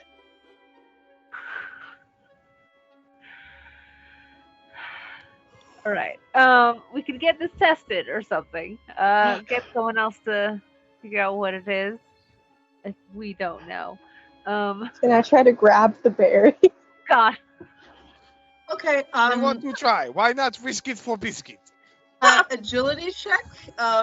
So agility for you to try to snatch it. If you want to try to keep it in your mitts, Isabel, please roll strength for me. Strength. Oh God. All right. Do I still roll with the wild, right? Or- Yeah, we're still with wild. Okay. Got 11. Double threes. So 6 versus 11. Yeah, before your reflexes can kick in, Sunhild has snatched the berry from you. Oh no. I don't need to swallow it, but I would like to put it in my mouth. Okay. Can you roll a vigor check for me? Yeah. That blinking gif that I had for Dex's ad again is just again for this, like, oh, these idiots. That's a 5. Okay. They're my idiots now, aren't they? Mm-hmm. So your stomach rolls and you double over, and thankfully you have enough time to spit it out on the floor. But yeah, you ain't feeling great. That just nope. That's bad. That's not a good berry. Pick it up in the handkerchief and wrap it and put it in my pocket. See, Okay. she live, we have answered. We've got this little team that just put things in their mouth and hope for the best. And you know what? Who said I was hoping for the best? We here for good time, not long time. Dexter meowing somewhere else. The cat. I'm here, says Dexter, just popping out of nowhere. I'm here. Definitely make sure it's in my pocket. No one's getting it. Now we have 2. All right. So that was that. You could spend that. You could spend that in front of me. Oh yes, you still have your findings to share with the group. Yeah, I think I was gonna Boo-boo. call over to Boo-Boo, like, what, you look like you found something. Also to just move away from this, just stride away from 2 things. We're gonna try and eat a poison berry. But must eat more berry. More berries. More Yes. berries. What do you got there? I'm not gonna lie, my brain blanked on what you told me. I think it was You got stems. the stems, but not the flowers. Okay, thank you. So I found stem, No but flower. no no flower. flowers. Are the stems bad too by themselves? I don't know. Taste. No one's tasting anything. Also, if there's a berry there, flowers there, these could be just stems after they use the flowers. Who knows? Yes, that's why we need taste.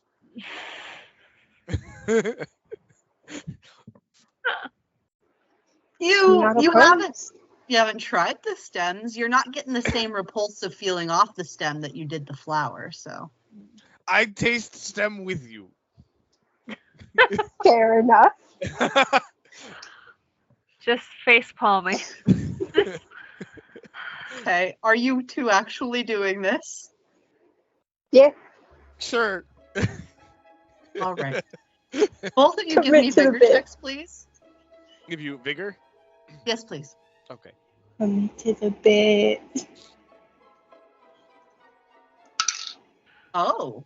Oh no. I was so excited for a second, but then I realized that was the other dice. Oh. Okay. I got a 10. Oh, sweet. Okay. I got You put the stem in your mouth. It doesn't give you any ill effects, but I mean it is unpleasant just in general in your mouth. Fubu, you put it in your mouth. It tastes so gross it has to be poison. It's poison. I'm fine. It tastes bad, but it's not as bad as berry. Right. I'm gonna wrap each of these separately. All right. So No, I want to try I again. said possibly stems could be left over from using the flowers already in their stuff. You have to check that. You can find full flowers over there, and the berries at the same station as the full flowers. It was like rolled away kind of in between the other 2, so it's kind of hard to tell. Okay, so yeah, so could have been there, or could be also, which would, if it is from another table, that would mean all three have evidence of something. And that is strange. Would all three What? be doing anything? What is strange? You hear the voice of Razor Yonhet coming back. He has a stack of papers in his hand. What is strange? Stem tastes bad. There's also Yeah, some. stem tastes bad. We're allowed to tell him this. He's on this investigation too, I think, right? So Yes. okay. So then yeah. Well, we found the flowers were here, just pointing out as we go. A berry was found between here, so it's hard to tell whether it's from one or the other. And if it is from the third, because the second one has these stems, all three of them would have evidence of actinides there. And that is troubling. Troubling indeed. Well, I cannot speak to how these items were still here when it should have been cleaned better, but I do have the lists of where each group got their materials. And so he hands over the list, not to Isobel, to Sonhild, my lady. Hold it with everyone so everyone can see. I'm just a normal person. I am a follower of the church and a servant of the original vampires, my lady. I'm a normal person too. Everyone who's not normal is constantly going, I'm normal in this group. The more you say you're normal, the more I question. I am not normal. I don't know how much of that was actually Spell saying it. I will say that was Spell just being but none. Make me aware if you need anything. And he just goes back to the pedestal and like sits back down. Yeah, he's got work. All right. So, right, we'll check. Okay, well we know what they made, but let's see where they got their stuff and if we can match.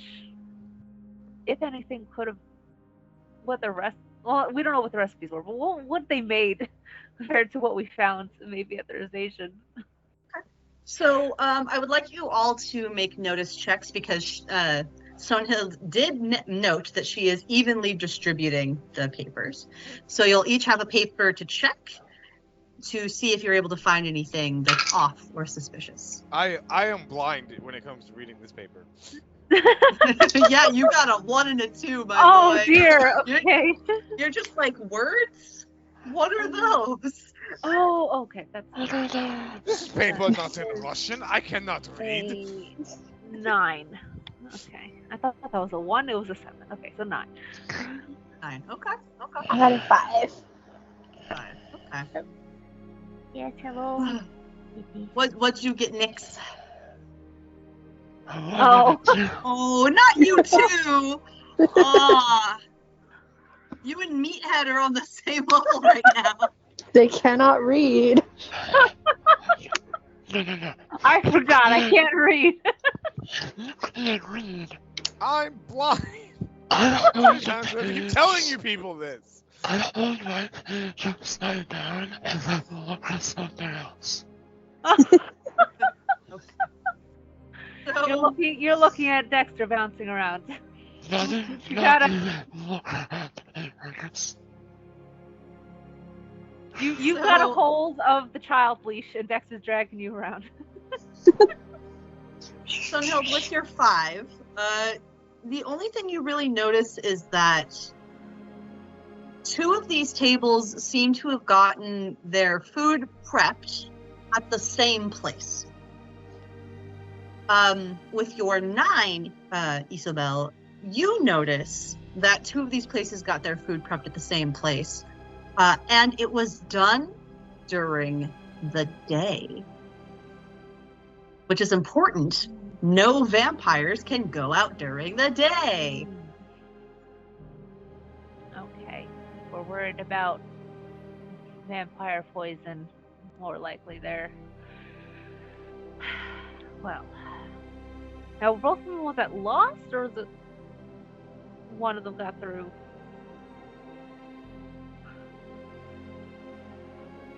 Oh, yes, hi, kitty. Yes, you're very cute. That's some explosions. Okay, this is a turn of events. Oh. So, while pulling Dexter along on his leash, Oh no. He yanks you a bit hard, Nix, and you tumble over and you drop the paper in front of him. When you drop the paper in front of him, you notice the rest of you notice that he actually starts looking over the paper rather rapidly. Surprisingly enough, Dexter can read. See, the amazing focus when it clicks in, it's amazing. I will have you know he exploded twice on a D8. Hell yeah. And after speed reading this paper that this happened to fall in front of him, he giggles to himself and then starts dragging Nix around the room with the paper in his mouth.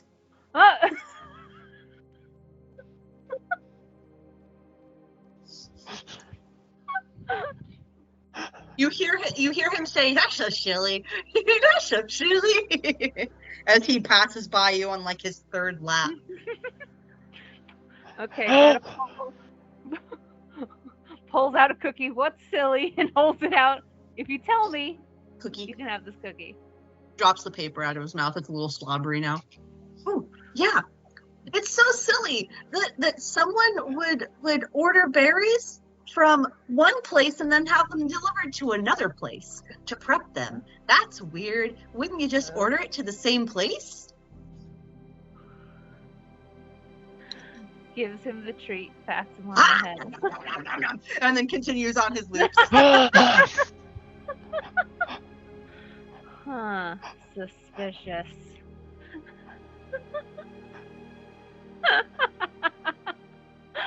Just a human man doing dog things.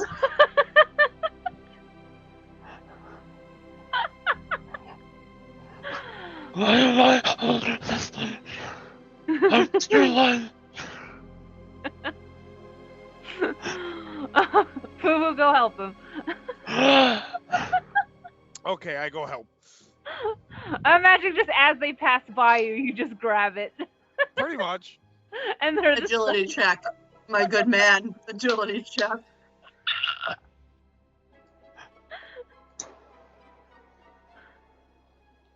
I got to 10. Hey! Does he explode again? He does. But he did not roll higher than you. Hey!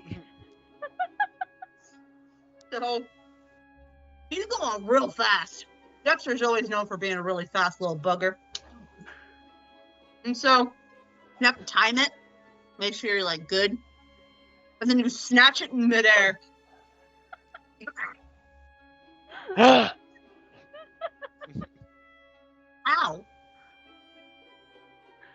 Rude man. Rude. Much dare. Let me go! And he starts trying to like pull against it. You're big and burly. You're able to stop him, but he's like, ah. I'm gonna sit on Hoover's shoulder. Okay. He is big and brawny. He can handle it. Okay. So, someone ordered berries and got it delivered to somewhere else to be prepped. And 2 different tables got prepped from that same place, and they're open during the day. Yes. Want to go poke around? Yes. Always.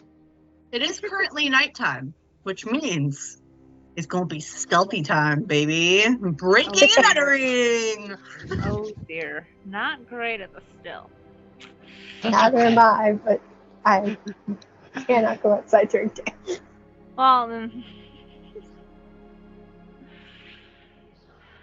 All right. So Well, you follow be a your lookout. tips. You follow your tips, and you are eventually led to a little like mom and pop shop that has a like really cute little sign on the front. Looks like it's been repaired a few times, and it has a measuring cup that seems to have like a little mound of something, a little bit of like sparkles above it. And it's called the Cup of Sugar. and you see lights coming out from the inside. And you hear someone like clanging about, seeming to be making something.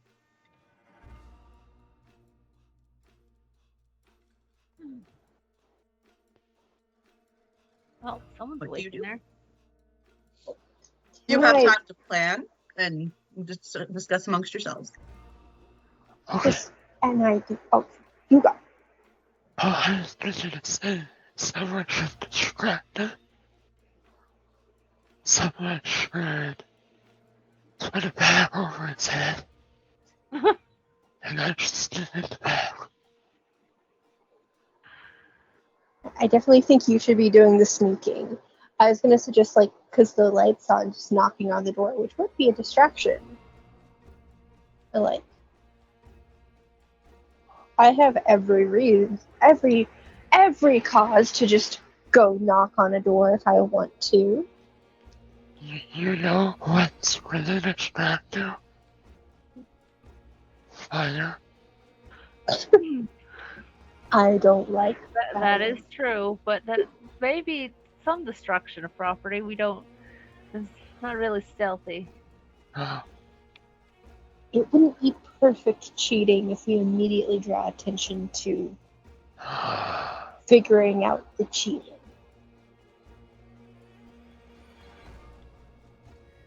I'm gonna change this recipe.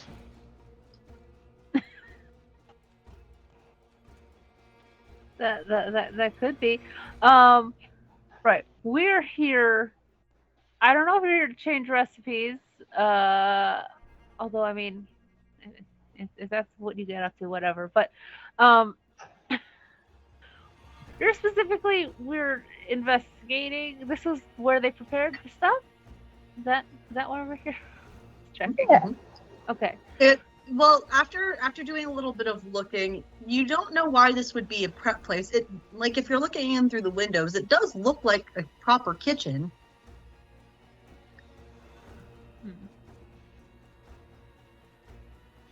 Okay. Irish Kitchen, it is weird the competitors would get their stuff from the same place, I think. Why weren't they worried about anything from the others? So, Dexter, why are you trying to eat a straw? Stop it. Because they're delicious. Stop trying to stifle my creativity, boss.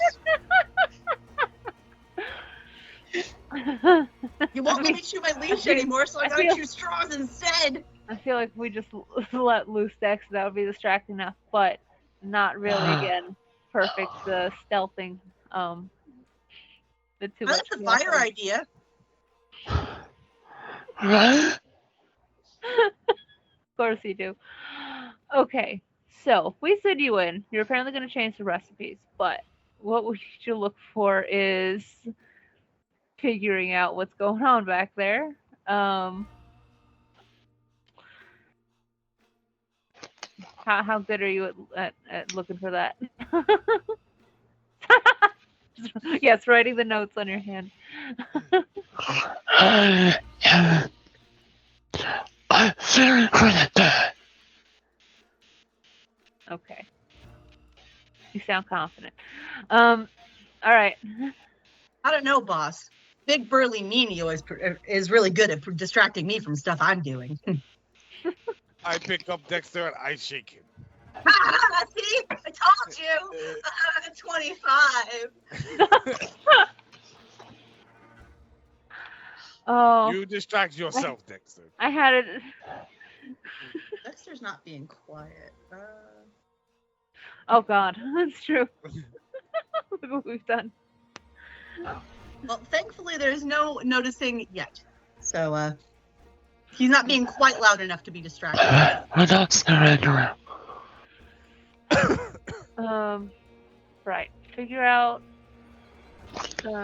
Apparently, berries came from somewhere else. Why are they delivered here? See where they could have gotten those, I guess. There's probably some shipment records, right? And we're distracting whoever's in there by having someone knock on the door. And I guess just talk for a little while. And then my headset also have fun distracted a different sort of way, considering how the character take off their shirt. But I don't know if that's the kind of distraction you want to be doing here. You slip, I slip. He's got the Russian accent. He could go, I'm too sexy for my shirt. Let's go ahead and take a quick break. Okay. Please stay tuned. I'm going to put on some jams. We'll see y'all in, what, like 5 minutes? What do you think? Yeah. 5 minutes, 10 minutes? 5 minutes. We'll say 5 minutes.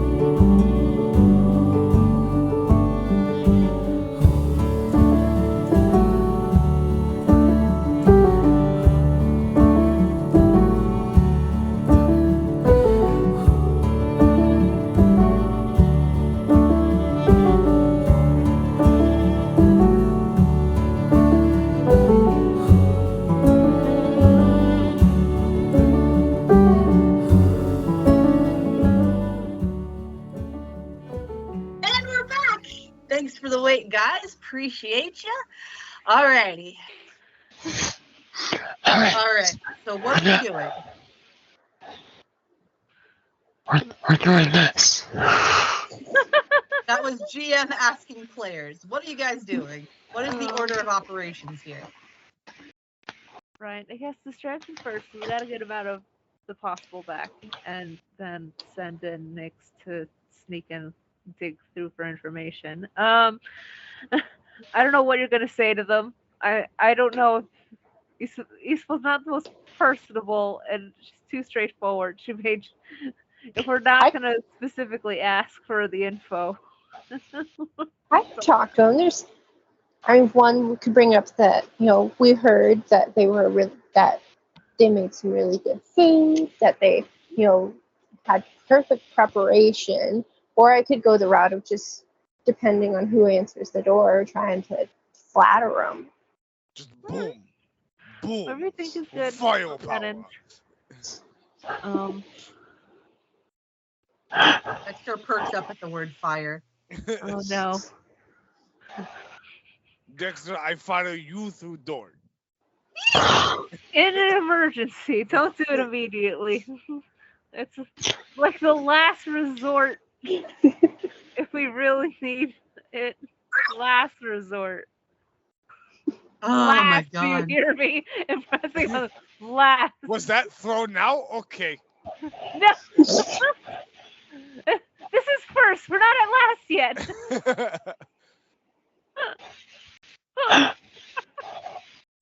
You see Nyx looking running around, and then pour a little water on it and wash it off.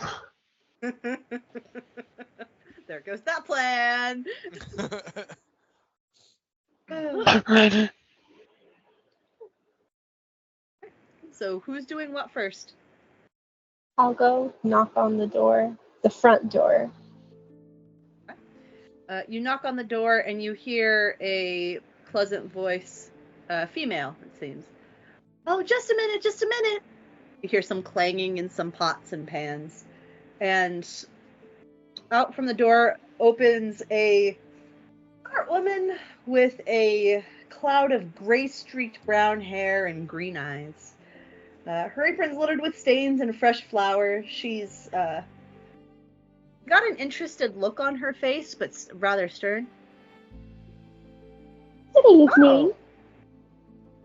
Oh. My lady. You can tell that she's closer to your type than many others. Why visiting? You're not visiting during business hours, but I suppose it would be hard for someone of your station to do so. What can I do for you? Meanwhile, can you roll me a stealth check, Nyx?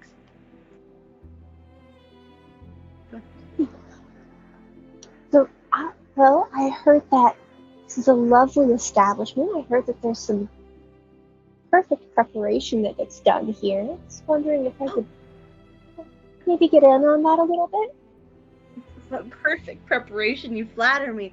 No, we're far from perfect. We're a teaching kitchen. A teaching kitchen? Yes, we have classes every week, and sometimes we rent out the place so people can prep things if they have large orders coming in. There's still perfection in teaching. Perfection you learn along the way. You have to get there. You can't get perfect without teaching. You're part of the process. Oh, you flatter me, my lady. Yes, I suppose, but it's starting to get close to light. You see that a little bit of light starting to peek over the arches. It's starting to get really close to light. Would it be possible to come back tomorrow? Or do you just want to do a quick once-over? Yeah, a quick once-over would be nice to start, and then if there's anything I want to look at again, I can come back the next day or next night. Okay, of course. Yes. Please, come in, and your friends, would they... Yes. They're quite lovely people, and they don't have the same predisposition to this. She pauses. Huh. Isabel? You recognize this woman. Her name is Talia Dietke. You both went to culinary school together. You got better grades than her. You got the boyfriend. You got the honors in school. She was your rival. She hated you every second of school. What are you doing here?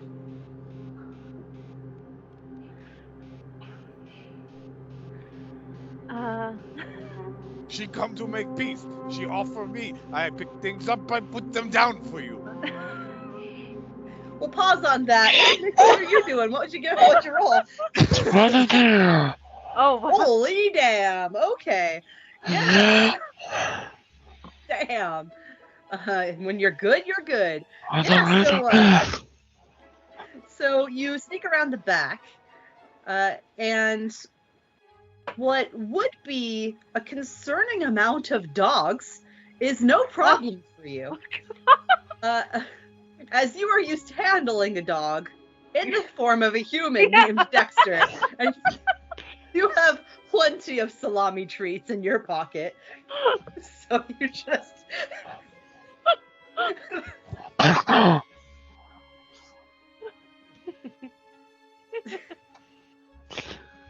and then you sneak your way in. What would also be a surprisingly troublesome other person in the kitchen would also be a big problem. Let's make sure he isn't, shall we? Just give him salami treats. Yeah, salami treats for all. Considering the highest number he got on his dice was a 3, It's like Hitman. he definitely does not see you. He is too busy, like, standing in the corner, like, next to a different window. You see him, like, sneaking a magazine. He holds it up like this. He goes, Oh, God. It's that scene from Pitch Black. Or it's Pitch Black, I think. The Riddick movie, in which Riddick stands right in the blind spot of the creature and just kind of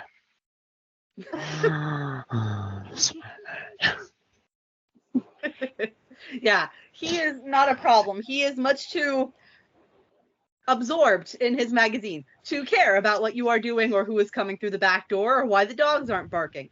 So you, for at least a little while, have the kitchen. What do? You see, I should lay the scene first. Before you is a kitchen that is roughly like the size of a studio apartment in an all right side of town. It has a door that seems to lead to a front area that seems to be possibly a reception area. Over like an order counter, you see a couple of glass cases that may be chilled with ice. You see stainless steel countertops. You see a bunch of cabinets. You see a sink that may or may not be filled with dirty dishes. It's a little hard to tell from here. You see boxes down below, and light fixtures that are doing like some flickeries every once in a while. The place doesn't give you like the highest quality vibes. Like, it feels like it's meant specifically to work during the day for the most part. And by lights, I don't mean fluorescent lights. I mean like the candles. They don't have high quality candles that are helping light the place.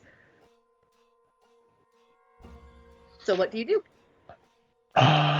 So there's that moment where I'm really tempted to just like open every cabinet. But I don't do that. I remember my notes that aren't there. And so I sit there for just a second and think. And then I would like to look for anything that I don't remember our shop having. Ingredients that we would never have in our shop. maybe some equipment that doesn't make sense to me. But I also look for the sacred recipe book that every shop has. Excellent. Which of those things would you like to target first? Hey. The recipe book. The recipe book it is. Where did that dice go? Why did it run away? I was using it, and then it disappeared. Why did this happen to me? How could this happen to me? I made my mistakes. So go ahead and roll me a notice, please. You know, I'm really good at this.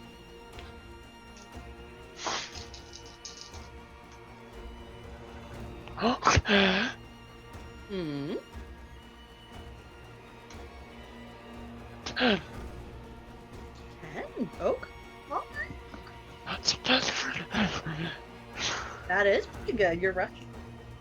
So yeah, you go through a couple cabinets as sneakily as you can. You can't find it. You very quickly actually find an office, like a little small office off to like in one of the nooks. You creak that door open, make sure no one's in there, and you are able to find the sacred recipe. Okay, every recipe book has two things. One, it has the points at which if you hold it and you just open it, it will always go to that thing.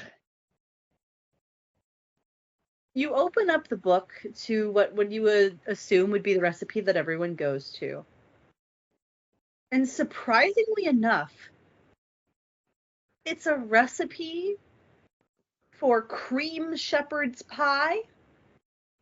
Like cream as in whipped cream, not cream as in...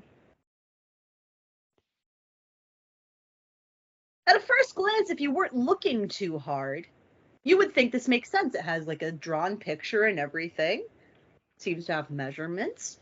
But when you look closely at it, it doesn't make sense. I'm gonna look at like one or two other recipes. Okay, alright. Roll me one more notice then. If you'd like to use just a straight up smarts, I'll allow that as well. Save now. So, alright, 13. Ooh, heck yeah. Good job, my man. These recipes are not making sense at all. In fact, you're noticing you're not the best at the smart things, but you're noticing a weird pattern in this. Something about the numbers doesn't make sense. Something about the instructions themselves don't make sense. This whole book is wrong. Just can't pinpoint how. Okay.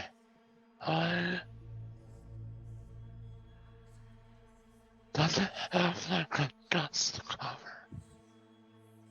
It does not have a dust cover. It looks like it was homebound, actually.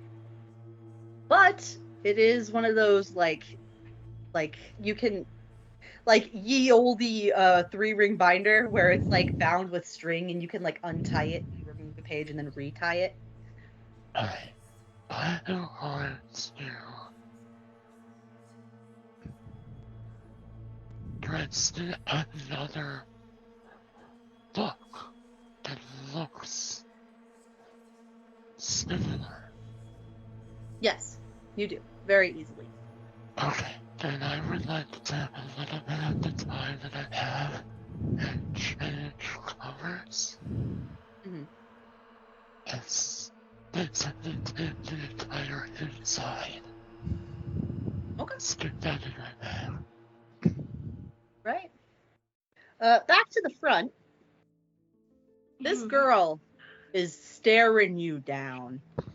She's very kind to you. Her face always softens when she looks at you, Sunhilda. And she kind of gives a look to Fubu, which is an odd sentence to say. Fubu. But her gaze always sours when it looks at you, Isobel. What do you want? What are you doing with someone so high class? Oh, wow. Okay. I'm sorry, I was just tagging along. I didn't know you'd be here. Surprise. Yeah, surprise. That's a word for it. So what? Are you here to do some snooping? Here trying to steal my recipes like you did in school? Oh, that's what you think happened. Is that what you're telling people? All right. Well, I know happened.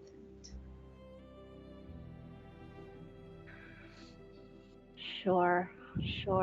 No, I mean, the brought here thought it'd be interesting. You have some stake with the competition. I see you weren't in it yourself, though, so. Perfection doesn't need to compete to show how good it is.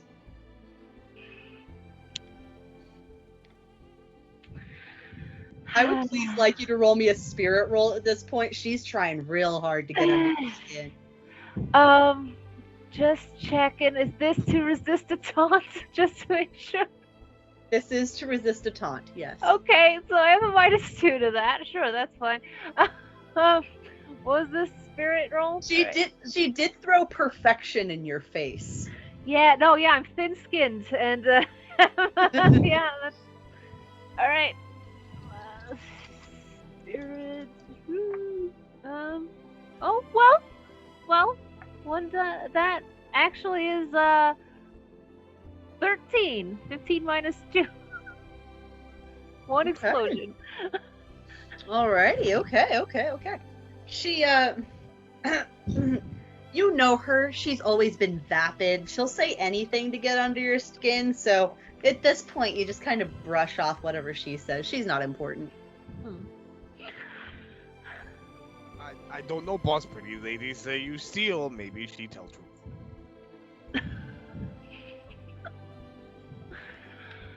I steal. No. I say boss steal. Yes, she did quite often. Side-eyeing you hard now, excuse me. Steal boyfriends, steal recipes, steal glory. I mean, how she's still boyfriend? Look at this compared to you.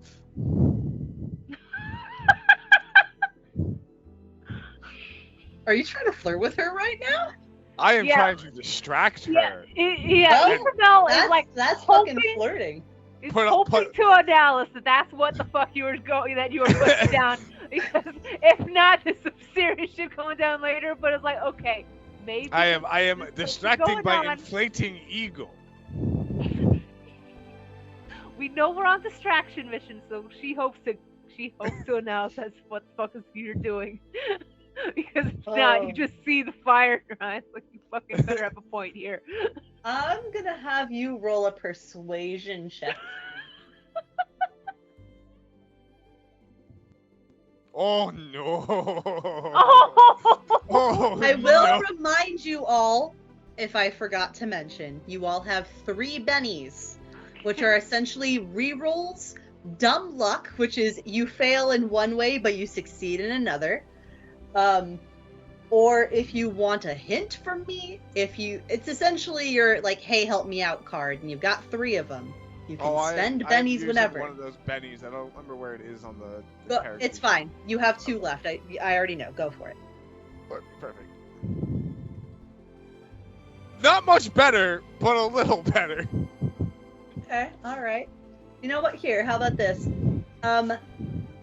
Take that roll. That is okay. Take that roll. And go ahead and roll a strength for me.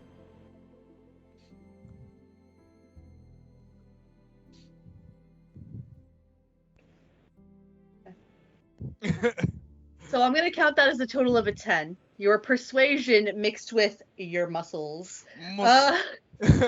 Yes. I pick up pretty lady. I put her down.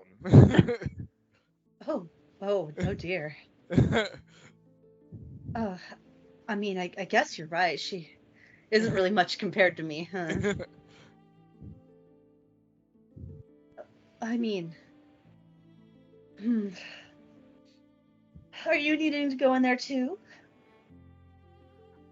I can stay out here with Pretty Lady. It's fine. Fine, my lady. Take whoever you need in there. If I get some time alone with him, then I'll be happy. I kind of like shoo everyone else. You're just like, go. I get laid now. Go away. Cool. I'll just say we tied the Dexter's leash to something outside. No, we Have need fun. leash. We don't Oh, need Dexter, beautiful. but we need leash. Oh!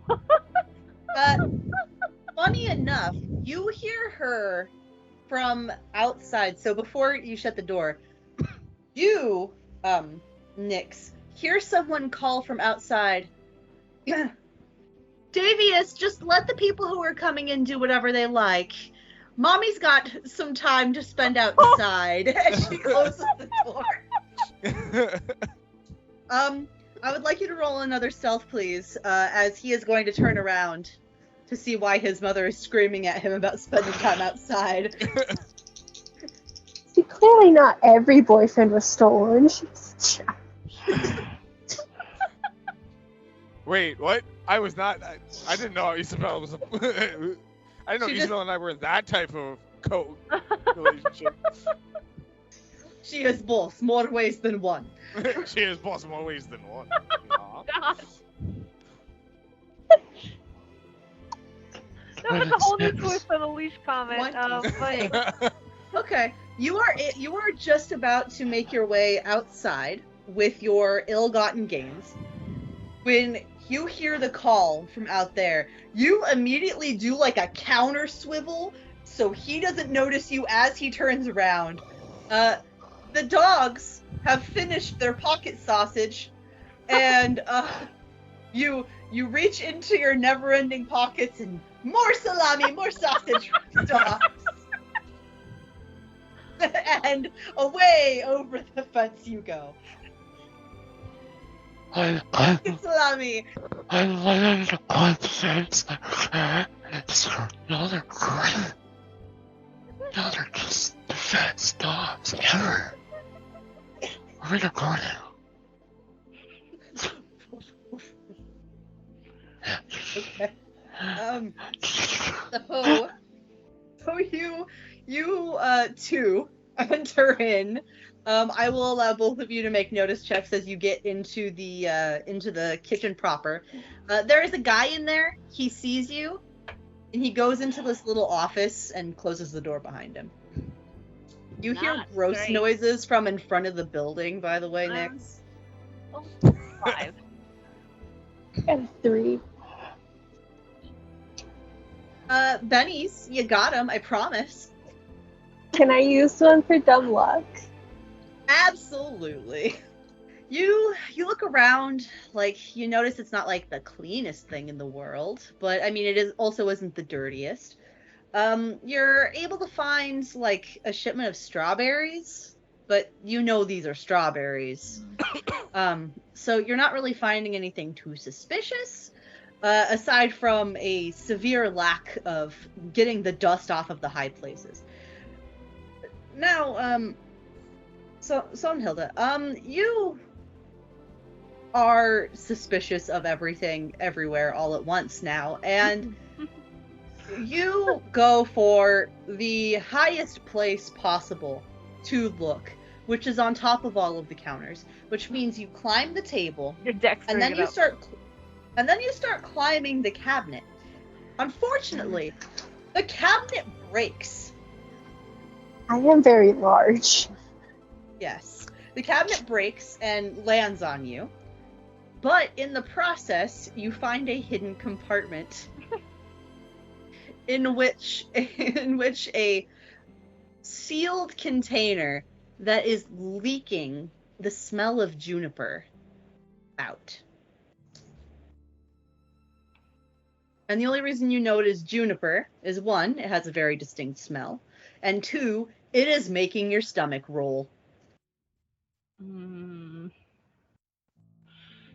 Are the berries the same shape as the No, one they are that? not. But it's the The same. other one is a lot darker and teardrop shaped. Sure, berries. One. But still not something that should be here. These are shitty cabinets. You're in the middle of like looking underneath a table when you're and then you look over. Please continue. I'm sorry. I already know she's gonna blame this on me, so I guess we should go with this. She's holding part of a cabinet. She's like, these are shitty fucking cabinets. These are bad cabinets. Anyways. Like, look for, like, some odd, dirty, like, kitchen rag to grab the leaking container. You find one. It's very wet. That's fine. That's fine. Grab the container. Hold it out towards you so they'll be like, this makes my stomach hurt the same way as the other one. And it's leaking. I don't know if you should take it or just it's enough to know it's here. If we put it back, they're gonna notice that the cabinet's broken, but they're gonna notice the cabinet's broken anyways. But if it's not missing, maybe it's not as just a cabinet broken. Not we didn't find their secret shit. Also, this place is terrible. I mean, I know by some standards it's fine, but I mean here, this is just terrible. No, this is not perfect. No, I don't know if they're even trying.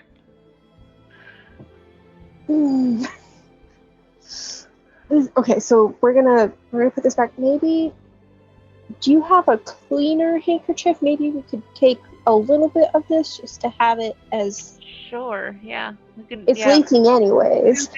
Two different berries in two different handkerchiefs. Yeah, and you hold on to them. I'll put this back in the cupboard, and then the broken cupboard. Yeah. Wherever it was, I guess. Make it look like I just broke the cupboard. Like, I don't know. I was trying to, check on top and. Yeah. We didn't actually find their secret berries. This shit just broke, but we didn't look too much into it. Yeah, maybe if the cabinet door broke off, I can I don't know, try to find a screwdriver and put one of the hinges back on, so that way it still looks broken, but it's not like I got into everything. I can be like, hey, I messed up your cabinet door a little. I'm real sorry. It's fine. It's fine. The lady outside didn't see anything. As a kid. Actually, that brings up a good point. So loud. As a kid, is way too distracted. Oh, wait, in some ways, both mom and son are distracted by sex in very different areas. That brings up a good point. Do me a favor, Fubu. Can you please roll me a strength check and a vigor check, please? Please roll low. Please. Begging you. I'm a 6 and a 5. So, there is some noise coming from outside. It's not anything crazy or anything. It's noise. It ain't the best. It ain't the worst. This woman doesn't sound like she's having the time of her life. Clipping the bushes, she doesn't sound like she's having such a hard, a great time. But, she's having an alright time at the very least. Fufu is just trying to distract, not necessarily be good. Ah, right. Fair. That's what they all say, Fubu. Yes, we need to get Fubu some practice and perfection there, apparently. Okay, well... Fufu just being better for boss later. Oh, keep that up, okay? Is this the kind of shooter that they were talking about? We have a very loose relationship, apparently. Anyway, my fucking cheeks hurt. which is probably what Thalia is saying too. Anyway, so you are able to get out, and you have roughly 10 minutes until the sun is up. Talia thanks you for the time and then goes back inside. I still want to be like, hey, I bumped into a cupboard. That didn't It sound like was your quick. best No work, time for Boo-Boo, foreplay. but No time for foreplay.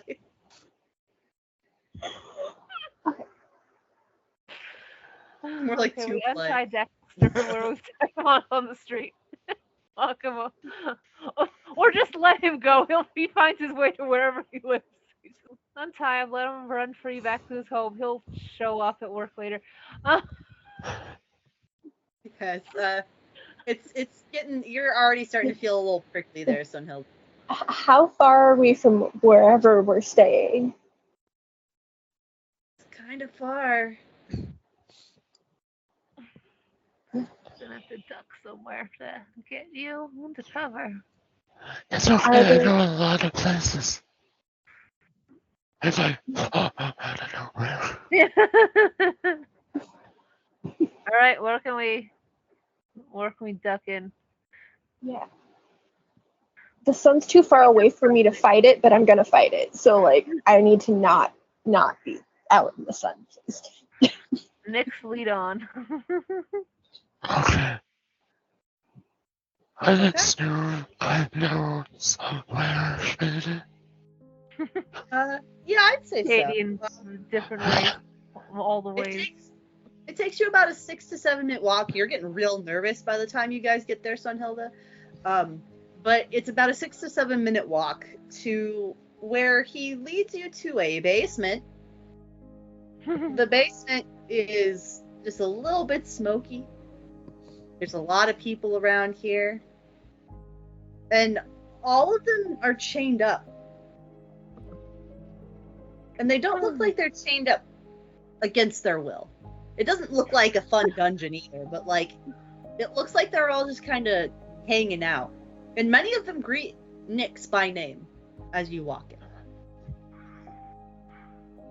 It's the plastic, there's a fence, I slide the bottom out. Yeah, it's like you got a couple Murphy beds. You just kind of pop them down. One person asks, "Oh, are you joining us for the full moon tonight? Tomorrow night, technically." Yeah, you gotta be careful. You get caught around here, you're just gonna get executed, hon. I know. It's okay. Okay. Be careful. We know you're doing that competing thing. We're not taking any chances. Pull on the chains. You guys are safe with us, don't worry. You're probably new to the country, right? You're new to the country, right? Yes, they're friends now. Roll a persuasion. Just gonna tuck my necklace into my shirt. That's what I did for. Oh. Oh God! It's okay. It's okay. Oh. Explosions. 10. Okay. Oh, wow. So new that you're even advocating for him. Nice. Okay, well, yeah, there's some free beds in the back. Just, make sure they don't go up and get caught by little fangs. Yeah, no worries. Caught by little Yeah. things, you say. It's good that we let thanks. Dexter out already, because imagine Dexter with extra fangs. No, the fangs. The toothy drink blood. Those guys. Yeah. Yeah, I don't want to get caught by them. They'll execute you. Hilda, can you do me a favor? Roll smarts.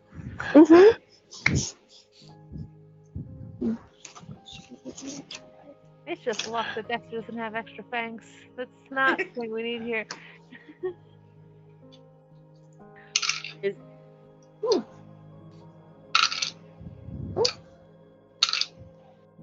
18. Hmm. The only people who refer to you as fangs are illegal immigrants. Cool. Anyway. Anyways, beds. Yeah, you guys are ushered by Nyx into a room with some beds, and you all settle down however you'd like. You are welcome to talk for a little bit if you'd like, but otherwise you can all go to bed and sleep the day away.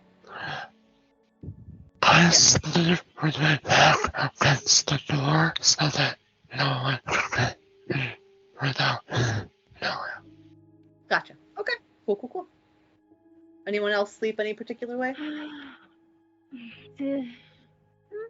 don't know. I want a corner. You're in the corner. Okay. All right. You in a corner doing corner things. So, Nyx, you find anything in there?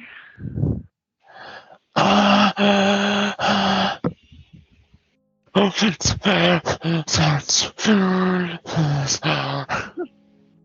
Like a couple of rares. Oh yeah, that's what was the title of the other book? The title of the other book was Cooking Under Duress. I pull out a book that's titled Cooking Under Duress. Huh. Alright, sure. That's... She need book. She under duress a lot. I hear she take many people into kitchen to help her cook. Oh, well, that's... Okay. She talk a lot during the time. I don't know what to tell you. What? Maybe you should have kept her mouth busy. I tried. Anyway. Honestly, so. I mean, it's your guys' job to shut him up, not mine. So. Anyways, book. Anyway, I'm ignoring this and looking what exactly she thinks is cooking under duress. Because I don't think you said you switched the covers. You just said, here's the book I took for her. Cooking under duress. And see the weirdest ass recipes. So this is her sexual recipe book. You know the one, right? Like yours, point at Isabel. Like her special book is cooking under duress. No. You notice that the pages are upside down. Oh, okay, you switched some things. Alright, so this... Okay. Well, one thing, having a book called Cooking Under Duress is concerning already, but what the hell is going on with this? I point out a couple of the recipes that I saw. Like, these recipes are right. That's just a recipe for turtle soup. And that's... Go ahead and roll me a cooking roll, please. Cooking roll 6. You get about the same that he's telling you. Like, there's odd numbers and ratios. This wouldn't make food. I would like to look as well. Oh. Yeah, see if you can make any sense of this. This is just confusing. Why was these are special ones? I don't know. Also cooking. I mean, I know she wasn't that great before, but still. Has she just gotten worse? Not just looking to see if it would make food, but if there's any patterns in how the numbers are skewed, or like what ingredients are there that shouldn't be, if there's any sort of pattern in that. Roll me a cooking, and I will also have you roll me a smarts as well. Okay, cooking and smarts. We'll do cooking first.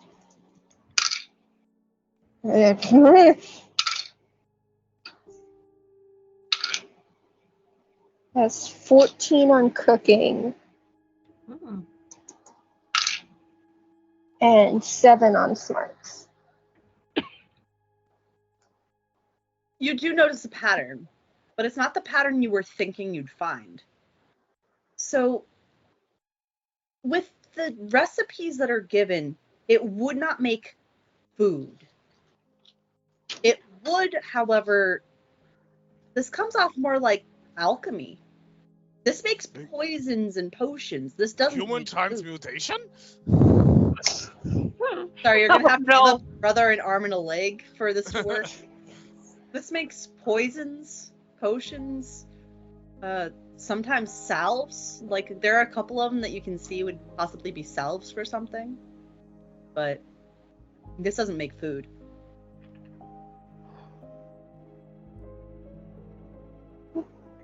That's not a cookbook. Yes, it is. It looks like a cookbook. It's meant to make sense if you're looking at a bunch of books in a kitchen and you think, oh hey, it's a kitchen, that's a recipe book. There's things for food in it if you're just glancing through. That makes sense. This is an alchemist's cookbook. Alchemist write in code, da?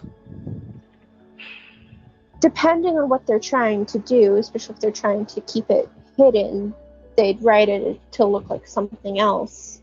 That way people don't pick up on what they're actually instructing people to do. Like, especially, like, some of these instructions are weird. It's not stuff that you would do for food, but it is something if you're making a poison or a potion or something of that sort.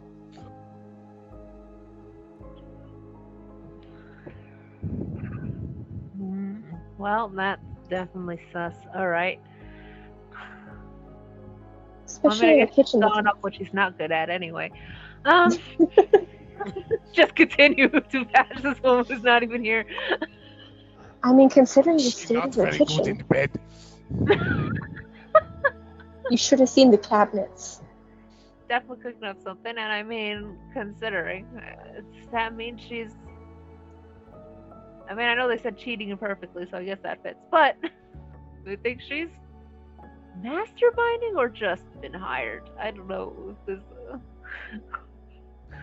a mastermind for this. If it would The be way her. she spells secrets, she no mastermind. Okay. Well, someone hired her. She could just be a link in the chain, which, that means we have to follow that back. Who the hell would be hiring her to do this? She did say that they rented out the prep kitchen for when there were large prep orders, so it's very possible that, you know, she was working with someone who perhaps had better cooking skills. So, so this I went through the recipe specifically that I found first. And said this is the one that has looked at the most. What? That one was the cream shepherd's pie. Yeah. Can I look through the recipe for that one specifically to see, like, what it actually is for? Since you've already kind of figured out how this cookbook works, I will allow you to go through it. You kind of start skimming it, looking at the ratios. You're not a master at this, but you can at least kind of suss it out. So you're kind of looking at everything. You're looking at what ingredients are used, how long simmer times are for, that sort of thing. And you come to the conclusion, this is made for darts? It seems like there's a couple of uses for this. It can be used in darts. It can be used in drink. Or it could be used for obfuscation to hide something. A smell or a taste. Which, if you put it in a food that has the stuff that would repel you and you'd smell it, it now would be smelling safe. If any of them used in any other food, it could smell safe. Best option would have been whoever won, but that's not, it depends on how great their own regular cooking was. How do we figure out which one used it? You still have the records of the two groups that went there that you haven't quite looked at. All you know is there are two groups that went there. Right, yeah, But so... previous rolls didn't really reveal who it was. Yeah, if we want to look over that again. Yeah. Gotta narrow it down to... We can eliminate one of them and focus on the two that would have had access. Since you guys are dedicating time to this, I will go ahead and grant you all a +2. Please look for... we'll go ahead and roll a cult. Or sorry, not a cult. Notice. I was staring at Silum Hill's character sheet and saw a cult first. Notice, okay. With +2. With +2, yes. Oh my god. So you are dedicating time to this. Great. That is 9. Not great, but not terrible. You're right. I like hearing those dice keep rolling. Yeah, that's an 18 on a D4. Jesus. On a D4! Wow. D4 is treating you really well today. Can I borrow that D4? Damn. This is the third one I've used because the cats kept knocking the other ones off. The cats were saying, use this one. The cats divined it. Yeah, so that's the D4 we're using. 19. Ah! Wow. Beat her by 1. Okay. What the happy, not really couple, but sometimes fuck buddies get? I just got a 9. I forgot to roll. Please do. What am I rolling? I missed. Notice. Notice. I rolled about as well as I've been rolling all night. So a 3. You Five thinking about plus how bad Talia was in bed, Yep. or more accurately, in a bush. Before, Yep. yeah, you're not paying attention. I'm apparently slightly distracted by that talk as well. Like, really, a bush? God damn. So you do notice, however, obviously these two notice it first, but you notice it a bit afterwards. Like, they'll both start looking in the same place and your eyes will be drawn to it. You notice that the two groups that have come here are the one that was eliminated with the flowers and the one that is still in. The poor Flan boys were just collateral damage. Their 2,000-year-old recipe just wasn't... Yeah. Didn't cut it. Hey, You can't cut it, it's a doesn't mean it was good. Like an ratatouille with that. Oh, it's a Gusto recipe. It must be great. I was like, that was one of his failed ones. You don't know. Just okay, Yeah. we're making it. It's gonna be dangerous, but I mean, we gotta look into the one that made it through. If they are the ones, they got the best chance of getting in there and getting this off. Okay. I don't know. So I know they prepared here. What did they make again? They make the 3-tiered white cake with the lemon. Okay. Didn't it Sorry, have just- flowers on it?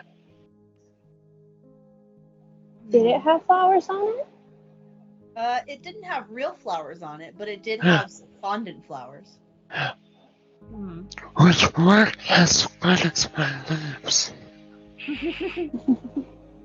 It would be valuable to like look into where they got it from and like see the supply, see like kind of what they're planning, because we know now like okay, it's pretty solid that it's probably the folks that got through with us that we're going to be going against, and our objective is to out-cheat them perfectly to, I suppose, like win the competition and then also expose them, I would assume is part of that.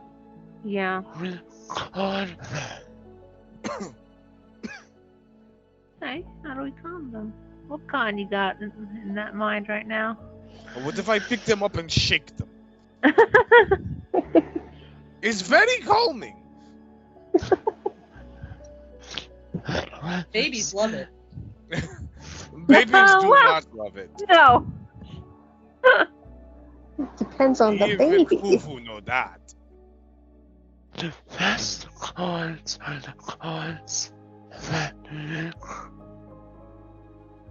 the person that you're calling think on you. Hmm. And in that they expose themselves as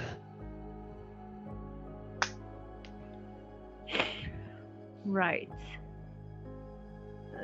Make them think they did like sabotage us, and when it doesn't go off, and the surprise is, wait, what did you think was gonna happen, or something like that. Okay, well, they're helping the cheater somehow. So whether we let them cheat and we could figure out how they're gonna cheat and then let them do it and then make it not work. all right. Well, how do we figure out what their cheat is? I mean, besides poison. Or we could just kill them all. That's. I mean, sure. They didn't eat food for themselves and they forgot that they're allergic to the poison that they were gonna put in the other stuff. They're human like me. I mean, they both, the two mortal vampires seemed nice, but they're human like me. I could try to talk to them. I tell you, I picked them up, I shake them, I tuck them into bed. Then they be grounding. You tuck them into bed. Seriously, they don't wake up in the morning. You know. They not babies, they can deal with shaking. You don't shake babies though. No, you don't shake babies. You hear that, chat? No shaking babies. That's the true lesson you should get from this right here. I'm watching you shake babies. You're paying. You pick them up. Everybody wants uppies, trust me. You pick them up, you shake them. It recalibrate nervous system. It's all the home Maybe remedy. shake I them promise. enough. They don't want to poison anyone anymore. You know. So anyway, what's the plan, guys? The plan is I pick them up and I shake them. Can I use a Betty to help get some direction on the best path forward? Absolutely, you can. So you have one Benny left at town. Yes. Yeah, so when it comes to these competitions, you've seen quite a few of them. You've paid attention to them. And a lot of times in these competitions, they like to throw a curveball of some sort.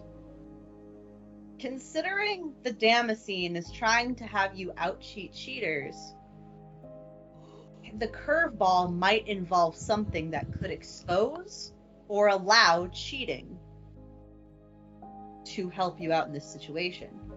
You can't say for certain, however, there is one person who would be able to tell you for certain that you have access to when the sun goes down. You specifically. Everyone else can probably go talk to him, but you can't talk to him until the sun goes down. Yeah. I think at least for me, I can't go out till sunset at least. So like I'm gonna be staying in this nice little basement. But if y'all want to go talk to I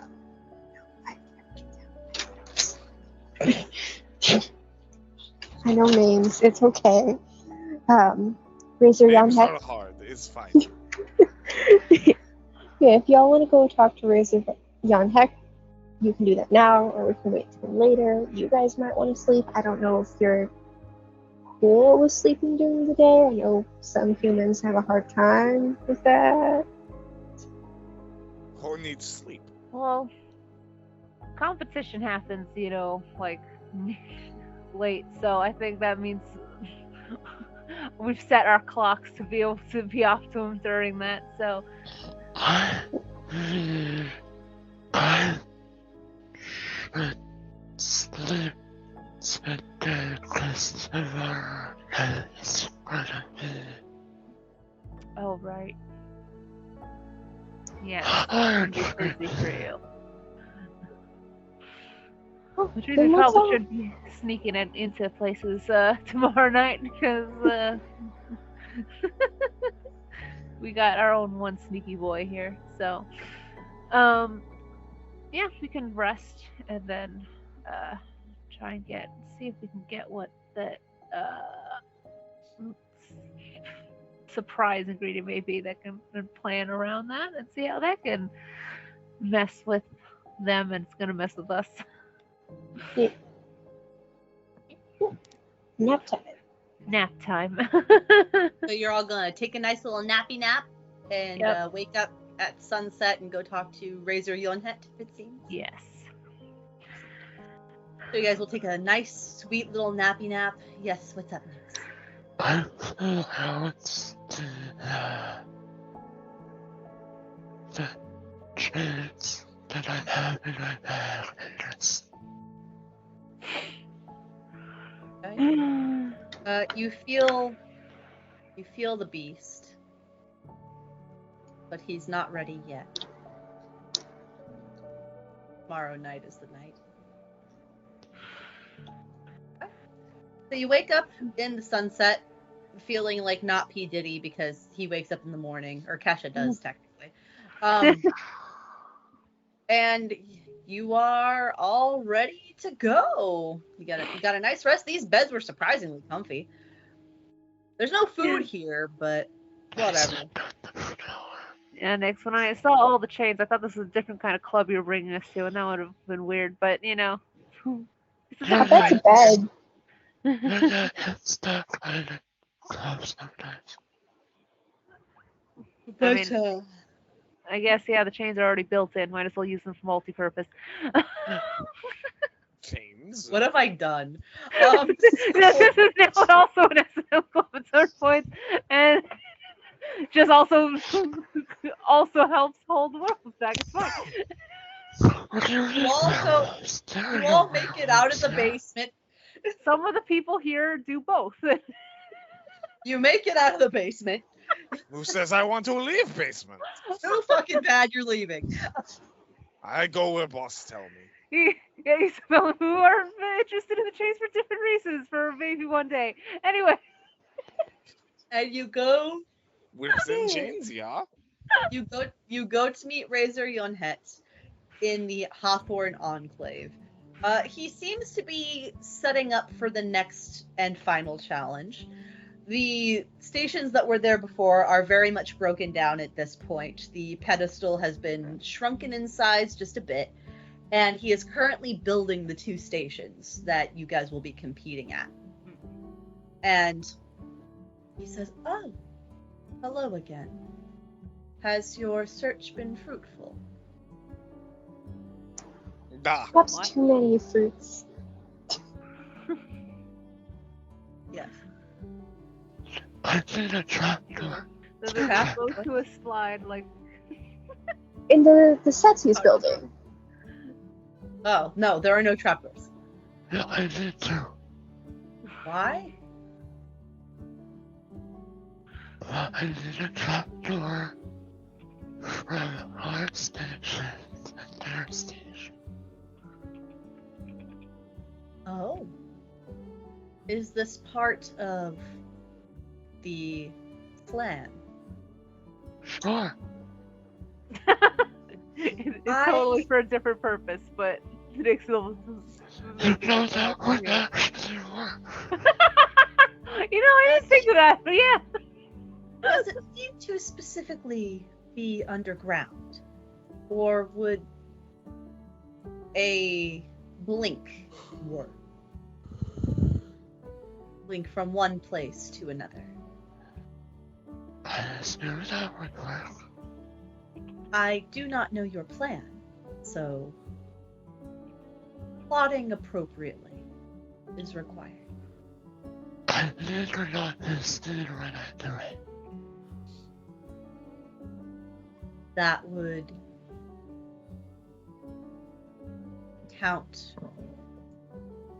rely on your subterfuge. And I need a way back. The way there can be the way back. That That works. I can arrange. Is there anything else I can assist you with? We did have a question. Yes, my lady.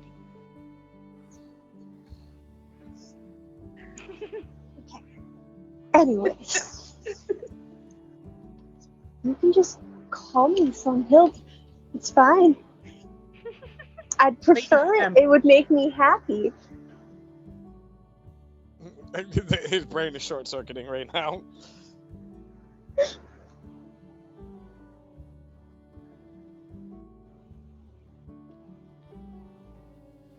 What can I do for you? I appreciate it. Considering the way these usually go, would you be willing or able to spare a bit of information on what sort of like fun little twists or change you guys might be pulling kind of in the middle of while we're working, so we know kind of what we're getting into, how we can use it to our advantage, how we can use it to their disadvantage? Can I be privy to some of that information? Of course, Flamberge. So, that's his compromise. I appreciate that. Sure you don't want to call me Flammy? Flamberge, I am doing the best I can to accommodate your request while being respectful. I appreciate it. There are multiple twists this year. Oh. The first will happen quickly after the start. One of you will be unable to speak. One will be unable to hear. And one will be unable to see. The fourth is the only one free of this. However, there will be puzzles for some ingredients to be done.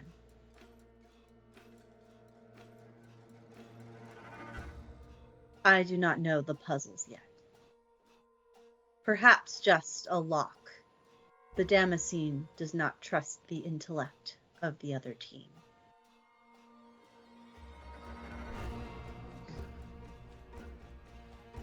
The positions for the final that are to be assigned are ingredient runner, prep and decoration, the chef, of course,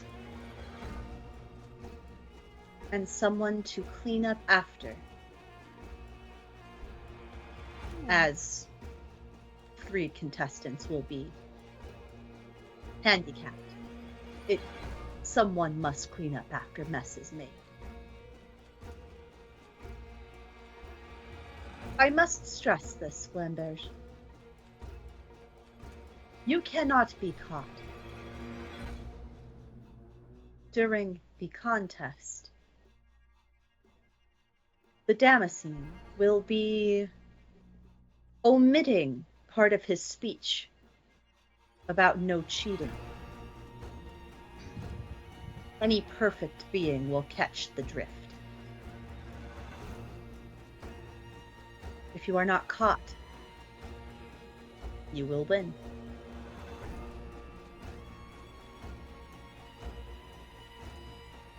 A perfect chef knows the difference between poison and a true product. That is it.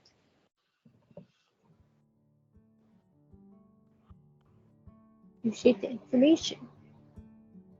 Of and course. for your kindness and accommodating me. I do appreciate it. I know you're struggling, and I appreciate it. Thank you for being kind about my way of speaking. The children at the orphanage think it is slow. You have a good pace. Makes it very easy to hear you. You articulate well. You make sure your words come across perfectly. Thank you. That is what I think as well. You can tell that Dr. Fast all the time. Repeat that? Is that all I can assist you with?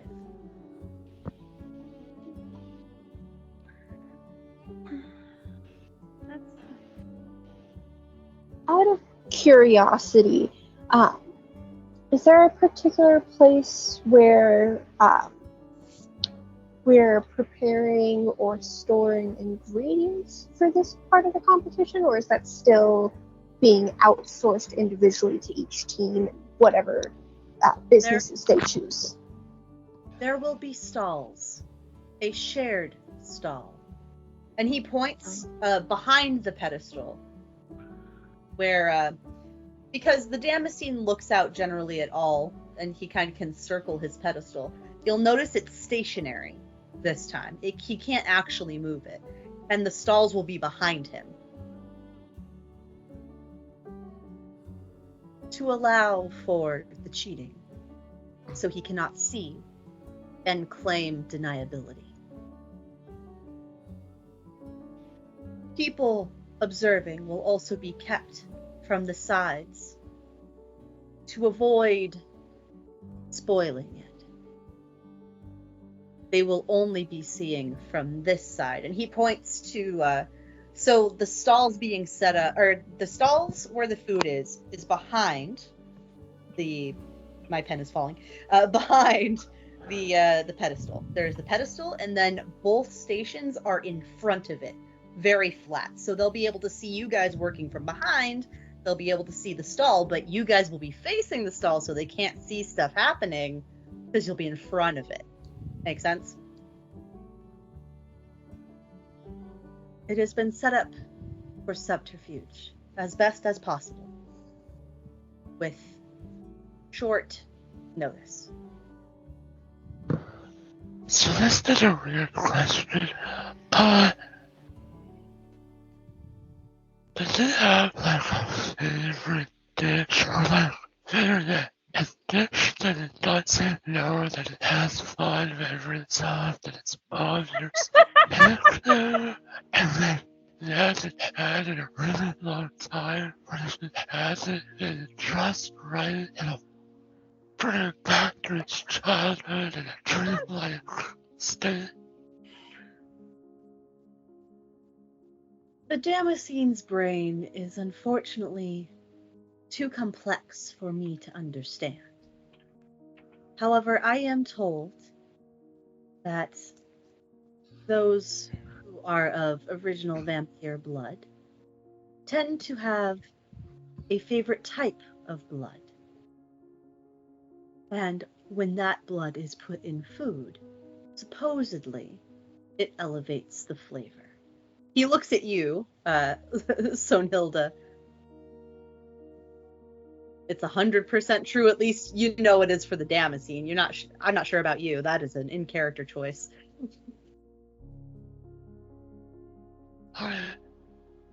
That is all I have, unfortunately. His only requirement is that the execution be perfect.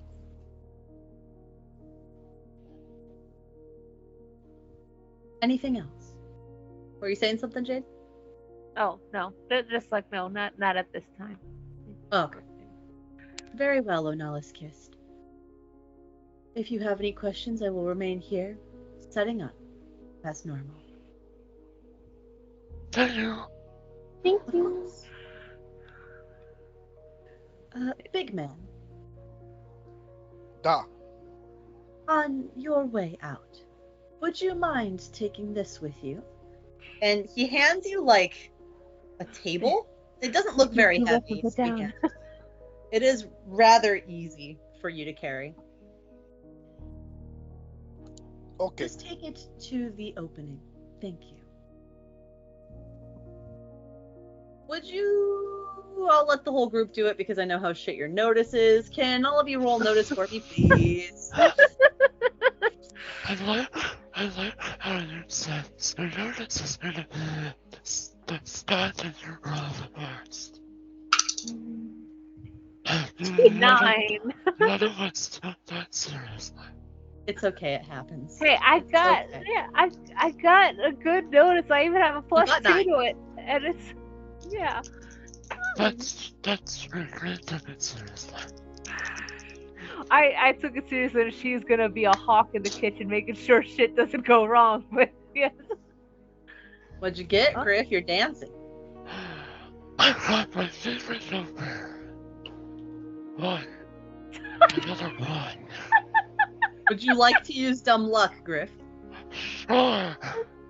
Cool. All right. So, before your dumb luck kicks in, I will allow the 9 to play out.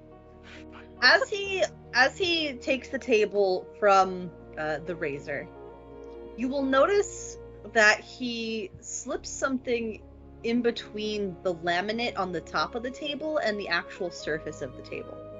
With dumb luck, as you are getting to the opening of the Hawthorne Enclave, you see the other team like kind of scoping it out from the outside, and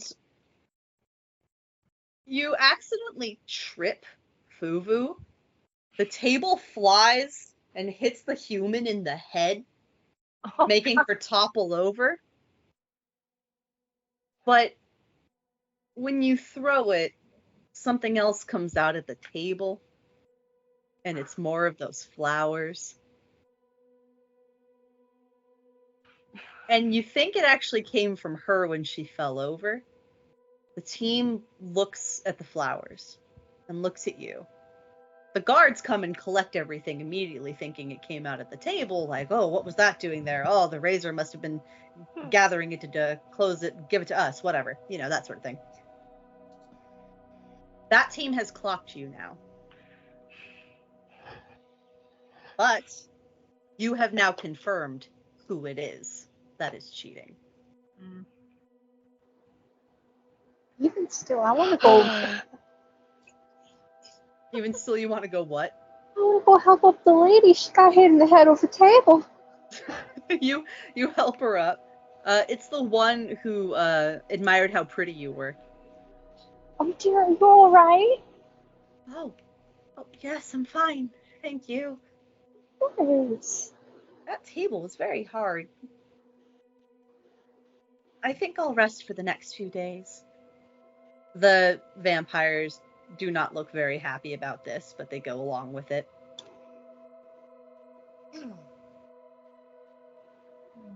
Really? That's the way it's going to be, huh? Down with you never dying kids. Looking directly at you. I mean, I can die. You're welcome to try. Oh. We'll succeed. And they walk off with their friend. You are able to slip. You're able to slip the paper out from the table. You give the table to the guards, and you are off on your merry way. We are getting close to the finals, guys. You have received a packet. I'm going to save us a little bit of time and let you know that in that packet is actually the layout for the tables that are going to be at the competition. And the other team was forced to, ahead of time, submit who is going to be blinded, who is going to be muted, and who wasn't going to be able to hear, and who the runner was. So you are now privy to the information of who is going to be doing what. They do have a fourth person in their competition, by the way. It seems to be a Dompier named Francois. Francois. Yes, twirl the mustache. But it all comes down to this. The day comes. I will allow you all to have made a plan, if you like. And I will allow you to have a huddle before the actual competition begins. I will say you are currently setting up all of your equipment at the end game, at the finale. The Damascene is sitting at the pedestal, watching you all. You're setting up, you're putting things where they need to be, you're making sure that what things that you could bring with you, the very few things, because they wanted to keep it kind of fair, are all ready to go. And you have a couple minutes before everything starts, and they tell you all what the gimmicks of this competition are. Get in your huddle, make some plans. Okay. I didn't tell anyone anything, but I did tell Isabel.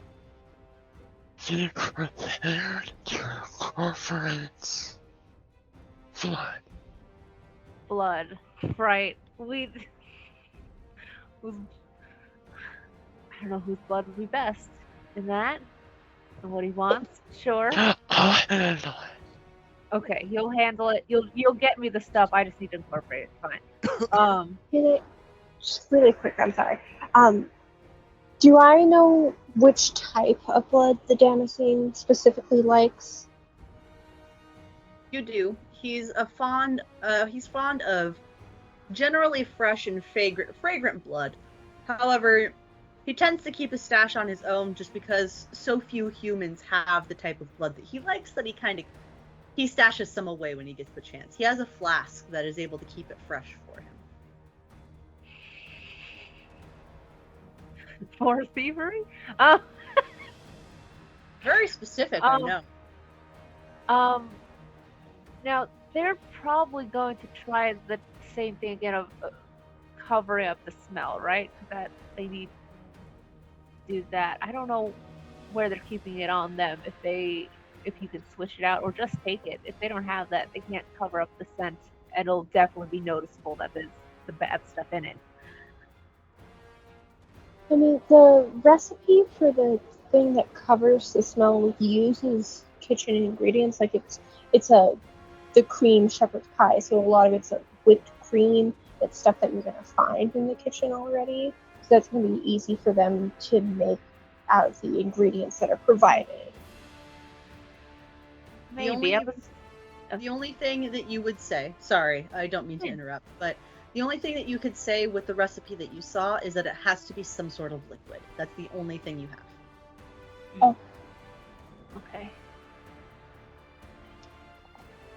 I've got this. We're gonna need a lot. It's gonna be of a sneaky person because we're gonna need a lot of you sneaking around and. I know someone who does that really well.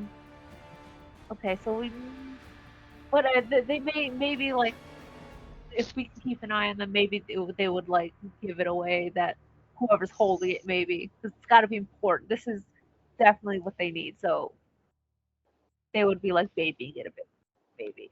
But we'll see. We'll have to see if anyone can do that. So you're gonna give me some blood and try and take that shit, or just sab how they could use it. That's the best bet because I don't know what else how else we're gonna be cheating here. Do we want to decide who's gonna have what hindrances? Oh yeah. So I definitely think, especially since Nyx is gonna be sneaking, should for sure be able to see what he's doing. Yeah. Okay. That means I'm either gonna. Well, okay. Well, yeah. Only one person has to be blinded. So it's. I think if. Oh God. Okay. Okay. Isabel's gonna be the chef. She's gonna be able to need to. I think at least also see her stuff. So she's either gonna be deaf or mute. Which would be better, that she's not yelling at you, and can hear any But I like problems, when or she that yells. um.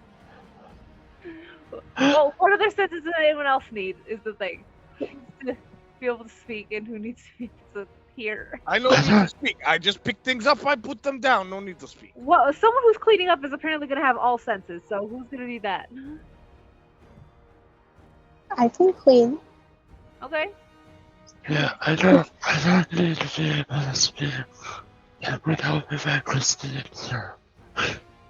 And Okay. So I won't be able to hear, but I will be able to yell at you. That's fine. 3, 2, 1. Chimes go off around the dome.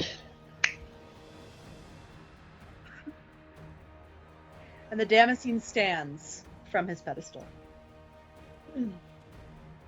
Lords, ladies, and our perfect chefs. Today is a day that I have been wanting for quite a long time. Obviously, I love every craft and seeing the perfection that comes out of it. But this is an art that is a unique blend of perfection of everyone's needs. So, now is the time to show me how perfect you can be, in all ways. Make sure you are competing to the best of your ability, in every sense of the word. Show me perfection, and you will have an empire.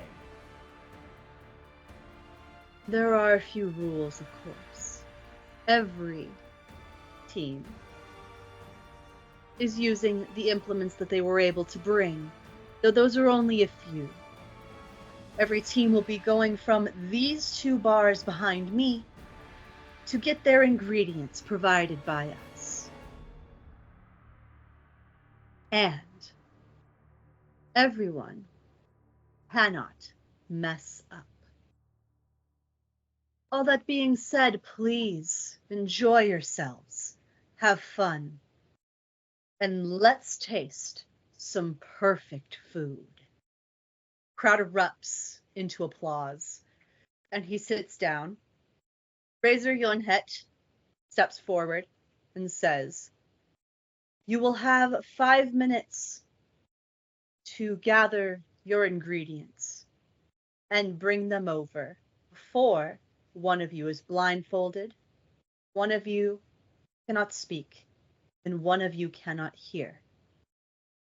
After that 5 minutes, you will have those things pushed upon you, and only the cleaner will be able to fetch ingredients. On your marks, get set, cook." I would like, who is doing what? So who is grabbing what ingredients and who's trying to sabotage shit? I mean, I'm probably just going straight for ingredients. I'm doing my pure thing because I'm not good at the subterfuge. Okay. You're gathering ingredients. I keep wanting to call you Yoo-hoo when I'm not looking at your character sheet. Oh my god. Yoo-hoo. There's always one person. There was another dude that I was calling something completely different in the last one too. Oh yeah, Griff was there. What are you doing, Fubu? I guess I can try and sabotage. I'm not very sneaky though. Okay. Would you like to try something else to sabotage aside from stealth? Sure. What would you like to try to do? My stealth's not the worst. Actually. Lift ingredients out of people's away. They can't get to the top shelf. Yes, I will sit there. I can't talk, so I can't do that. Well, no. No talking doesn't happen until 5 minutes after the ingredients have been gathered. So you can Okay. talk right now. So yeah, I should totally just start listing the wrong ingredients to people to distract them. Okay, that should be easy enough. I will. And now, I will have you. I'd say smarts to remember all of the ingredients. Actually, Yeah, sports is a D6. It's not the worst. yeah, ain't the worst. Don't forget your wild die. Then auto roll 20 does it all for me automatically. It's a nice one click. It rolls both simultaneously and auto explodes the rolls too. Right. Forgot. My bad. Yeah. Okay. Well, I was just using it. I mean, you still got a 4. Yeah. So four's not- you at least remember some of the ingredients. Other ones, you're just kind of making shit up, hoping that it's actually real. So for some of them, it's real, like vinegar, olive oil, and then some of them are like baby's blood, virginal tears, like shit like that. Just look at muscles. Trust muscles. Muscles part of recipe. That sort of shit. Muscles That's what part you're of doing. your recipe. Very loudly declaring all of these things. You Yes, get some of the lemons crowd freshly squeezed in my muscles. That's definitely part of the recipe. Just Alright. oil muscles. Just and then squeezing take it right oil there in back. front of them. Like, okay, demonstration. All Just right, a what are you boom, doing a next? boom of firepower. Alright, so I would like to start out by just slipping in behind the person that I think is the most competent chef on their team. And as they gather ingredients, I would just like to substitute a few anything with you out. Okay, roll If stealth. I may. Roll stealth for me. That's a good idea. I still didn't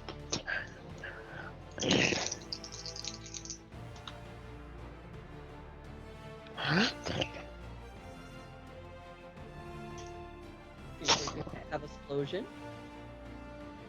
Still rolling. Possibly another explosion.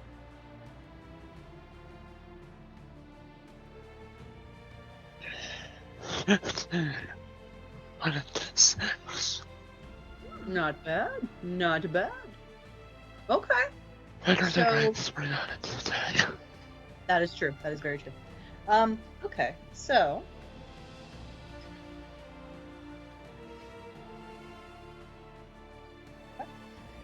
So, surprisingly enough, when you try to go to substitute the flour, because you know the last time they made a lemon cake, so you figure flour is probably something they may go for.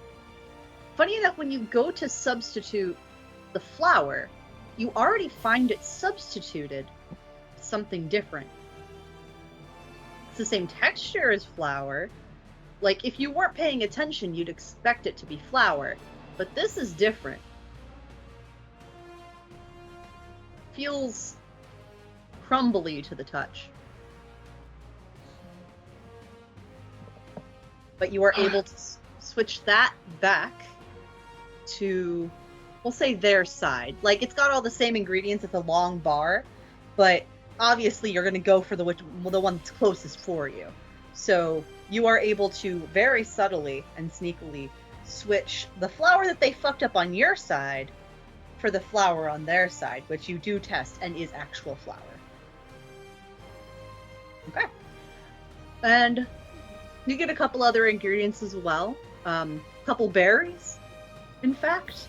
Some that you are able to tell are actually the berries that you know and love and eat, as opposed to some that look a little bit more questionable. You just put the questionable ones on their side instead. Even if it's just like a really ugly blueberry, you're like, it's going over here. All right. And what are you doing, Sunhilda?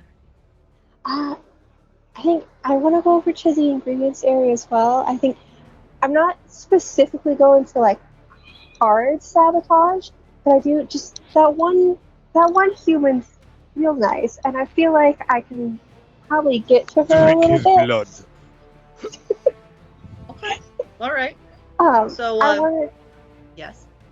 just, like, she's nice. She thinks I'm pretty.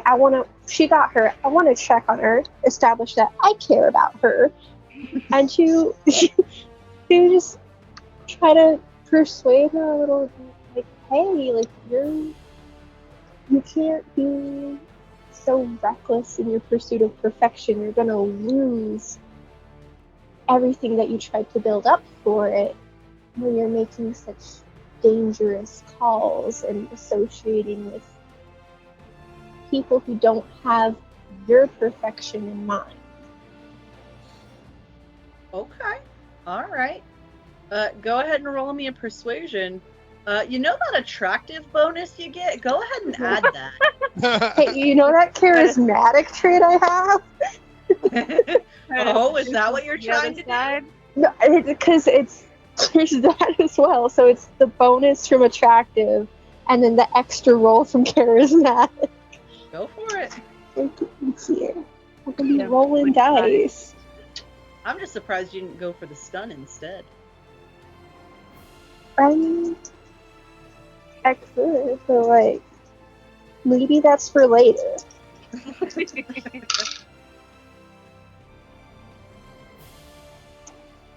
That's lame, guys. You were doing so good. It's a 5. Well, you do get your bonuses. Oh wait, +1, so that's 6. That is 6, yes. Ooh. Yeah, she appreciates the thought, but she knows that she's on the right path. But you have distracted her long enough to keep her away from being helpful, at the very least. All right. She blushes. You gather all of your ingredients. It is now time to be blindfolded and ear-muffed and gagged, I guess. It's medieval times. They had no other way of doing this. They did, but they were more permanent ways. We're not cutting out people's tongues today. We're just gagging them. That's gonna end up in a quote book. But you all begin. So again, I'm going to lose track of this. So I am asking you all be very honest if I ask you what your hindrance is, please, because I will forget. If you have a hindrance to the thing I am asking for, please subtract -2. Fair? Okay. Yeah. So, let me see. Whoever is taking point on the cooking, roll cooking for me, please. Yep. There is D10. Okay. Come on. 6. Okay. I mean, you do start up. You start getting all of your stuff prepped. The other team. So the way that this is going to work is it's a little bit like a chase. One of you's gonna go, and then I'm going to roll, and whoever gets the higher roll is the one that succeeds a little bit better at that particular thing and gets a little bit of a leg up. So they are going to roll. Oh, that was shit. And also the same thing. Yeah, you're prepping way faster than the other team is in this. Okay. Next is going to be making sure that the areas are all taken care of from the ingredients before, and starting to get ingredients that may be running out. Who is the ingredient runner? I can be the ingredient runner. That's Okay. Whoever's ingredient runner, go ahead and roll for me. And again, if you have like the mask, please take a -2. Nope. What do I roll? This is literally just a straight roll off. Go ahead and roll a d6.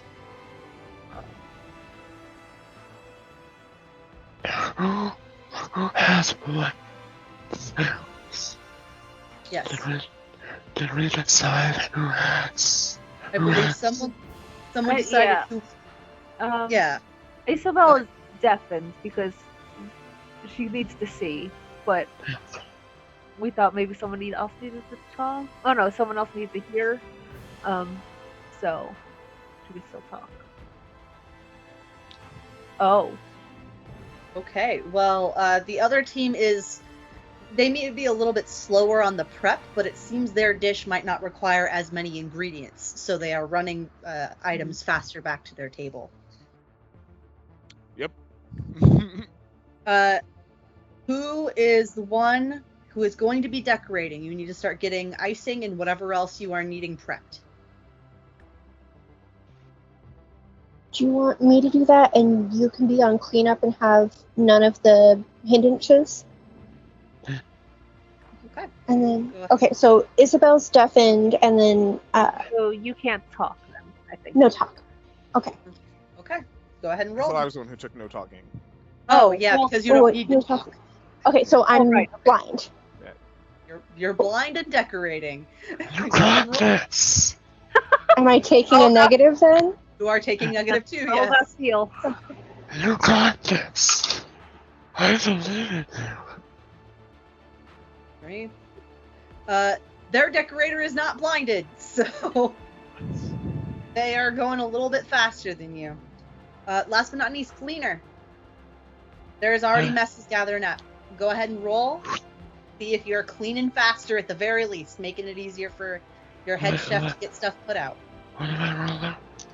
Roll a d6 straight. Whoever rolls higher is going faster.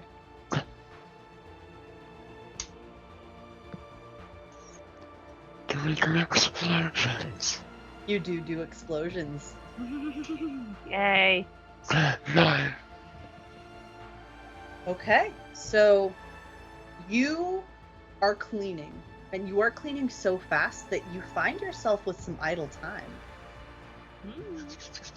If there is any sabotage you would like to do in this moment from a distance, please do it now. Okay. First, I select the bottle flask that I happen to have on me somehow into Isabel's pocket, and I make sure she knows it's in there. Roll stealth.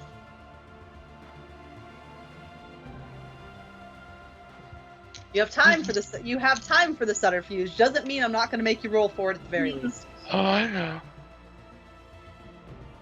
I'm gonna use an editor roll. Go for it. What'd you get?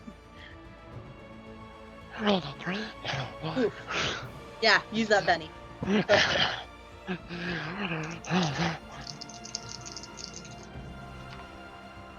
Oh, that's much better. Good. I like hearing those words.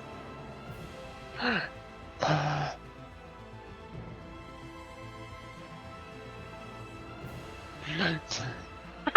Fuck yes. Okay.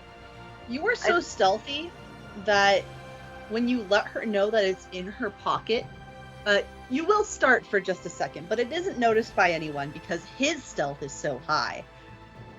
You rolled stealth so high and did that so efficiently that you have room for one more sabotage. Okay. I would like to use my little fluke Mm-hmm. to fluke over and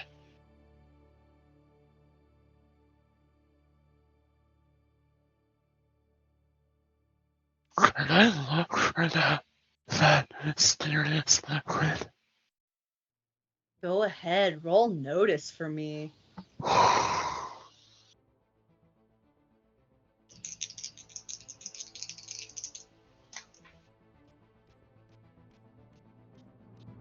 Did you not? Oh! Fuck yeah, keep rolling, man. If there was any time to roll like that on a fucking notice check, it's now.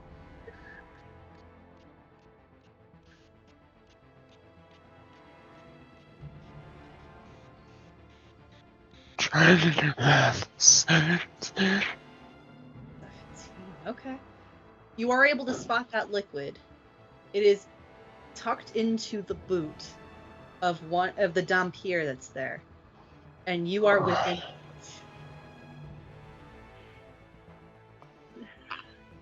You know what you're rolling for me. Go on. Come on, look.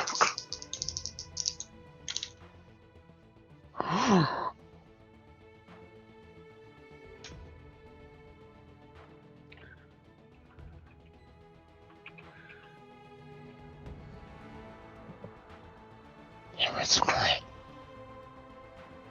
Tell me a number.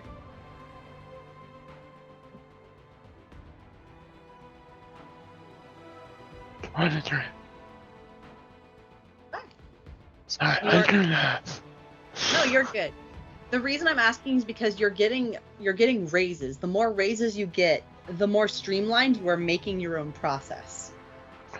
The more raises you're getting, essentially the quicker this is happening, giving you more advantages. You're getting a lot of raises with your rolls, so you're getting a lot of advantages.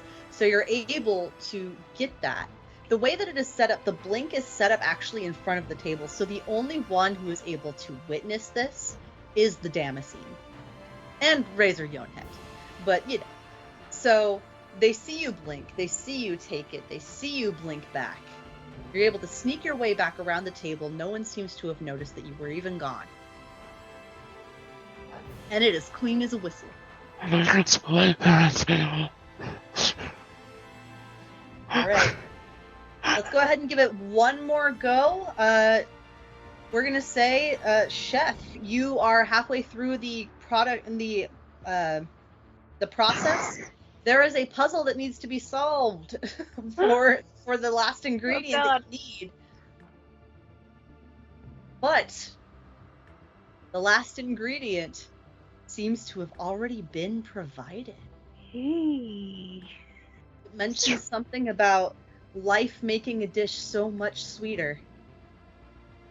It's weird. Yeah, it's so odd. How does that click there?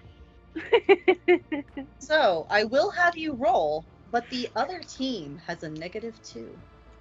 Okay. Come on. Get this cooking going. Ooh, ooh. 10. Was one explosion in there? A while. Good. You are not only able to put the ingredient in your cooking, but you are able to put the flask on the table in a way that it does not alert to the other team.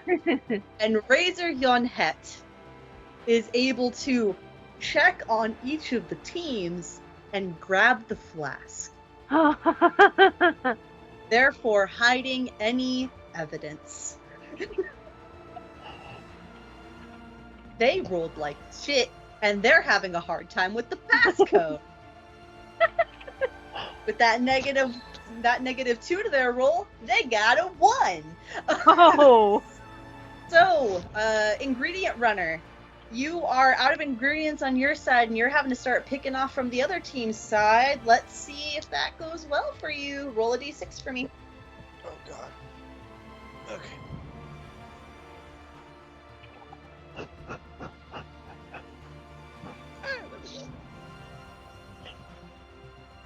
You tripped the human girl. I pick her up, I put her down. You pick her up, turn her around on accident towards the tables. You put her down. She's so frantic, she just runs back to the tables. Looks around for a second, remembers what she was doing, and then goes back to the ingredients. She has lost time because she forgot what she was doing. Alrighty. Decorator, you're up next. Because our stealthy cleaner friend has pretty much just excelled in their role. I don't see it fit to make you roll anymore. You've done amazing. Okay, let's restore the clear connection.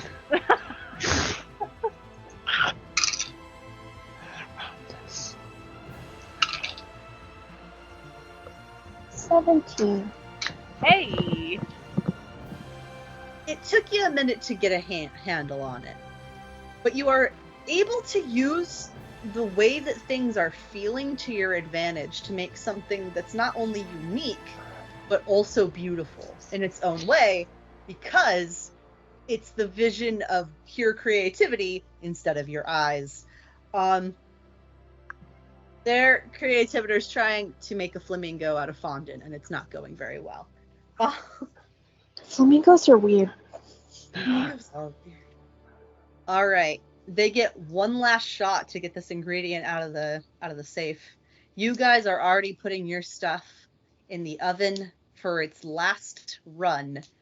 You all have succeeded so much that you're already got this in the bag. You are good to go. But if they don't get this ingredient, they fail out. You fuckers.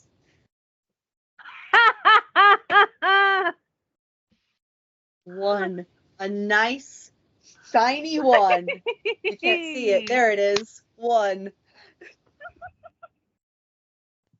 So, they take so long to try to get this item out of the safe that the thing that they were cooking that took a while, that tempered, seems to be an icing or possibly a glaze of some sort, completely burns and they run out of time. The Damascene says, 5 minutes. I expect your stations cleaned and your food plated in 5 minutes. You may remove your hindrances. So you're now able to speak here and talk. Oh, I don't tell Isabel that she can take your books off. No idea. No. I can stay 5 minutes. 5 minutes. She's the only one that has a high enough notice roll. I'll let you roll notice if you want. Yeah, I don't want to do this. Roll notice. See My if you notice. can see poor old Sonhilda just kind of going in the background. 17. Yes, he's going, and she's going. Like, very obvious. Gives you a look, takes it off. But again, I said another thing. He's not a great chef, but he's a perfect thief, and she respects that at least. And will not allow this. It's working out great for you, that's for sure. Hey, I had some extra time. Cause I didn't have to, y'all are really tired. I made some cookies. Now, Nothing disappeared, but real quick, there is one thing that needs to happen. In these last couple of minutes, I need Nyx to please roll a vigor check. As the contest crests, the light of the full moon falls upon you. oh god, Go ahead and make your vigor check. Please use your wild die. As you are doing that, I'm going to describe something to Jade. So your perfection is being able to make food that is robust and yet completely see-through, no matter what you use. And in this instance, you are somehow unable to do that. The only flaw is the blood that you added, taking the clear and making it red. Not a cloudy red, mind you. It is still a bit see-through, but red nonetheless, not the complete crystalline clear that you strive for. Just keep that in mind while we find out what happens to Nyx. On a D4, I rolled a 2. On a D6, I I rolled a 6 and a 1. So 7. Because you don't often have to fight this urge, but the scent of blood is in the air. Comes on strong. It hits you like a wave of hunger that a dying man is experiencing, smelling something just far away. Your body tingles, tenses, and the sound is overwhelming, deafening in its totality. But you're able to focus on your breath. Into 3, out to 2. You are denting the table that you are holding on to, an anchor in a storm of uncertainty and bloodlust. But you are barely able to keep yourself from turning. Just barely. Meanwhile, your dish is imperfect. What do you do? Okay. We in the last, like, has the bell rung, or are we just leading up to and knowing that, oh shit, it's like 5 seconds in, and or like 20 seconds to end, and it's not perfect. You are in the middle of plating it. It is, your stations are supposed to be clean and your dish prepped and on a plate to deliver to the Damascene within 5 minutes. You have about a minute in. You've prepped the decoration and whatnot. Yeah. And you are about to pour in your, or at least place in. I'm not sure exactly how you picture in your mind being like solid or whatnot. But you are about to place it into its decoration, and you notice this red. Your cleaner is gripping the table, seemingly upset about something. He is of no help at this moment. The musclehead, are you cleaning or doing something? I am cleaning. You are cleaning, so at least he's being a little bit useful. The decorator, you just finished help set up the decorations. At this point, you are free to go and clean and prep your station. You are alone in this moment. What do you do? I don't know. For some reason, I'm thinking we've made a bowl and it's like the decorations make it look like an oasis, and it should have crystal clear water in the center. It should be able to see all the way down, and you can, but the red. Okay, I don't know if there's anything can add, or if she's just gonna pray. You don't know. You don't have enough time to know that if you don't know if you add something, if it's going to make it worse, and you don't have time to find out. You can try if you'd like. It's just I don't know. I'm half thinking if somehow whatever shit he stole from the other side will drop somehow ignites the red, but I don't know if that works. Well, we don't know if anything works. Yeah, you don't know if anything works, and the clock is slowly ticking. Oh god. You can almost hear every second tung, tung, tung in your ears echoing in these moments. It should be perfect now. There's nothing is it just time? Did I not do enough? I don't know. Maybe she's just praying. Maybe this is just slowly. She's just like, please. I did everything. Everything. It should have been right. And she's just closing her eyes and just hoping that, like for some reason, as it all cools down in the bowl, as it's given time, that like actually it was meant to. It needs time to sit, and she, as she's playing, it's not there yet. She's closing her eyes.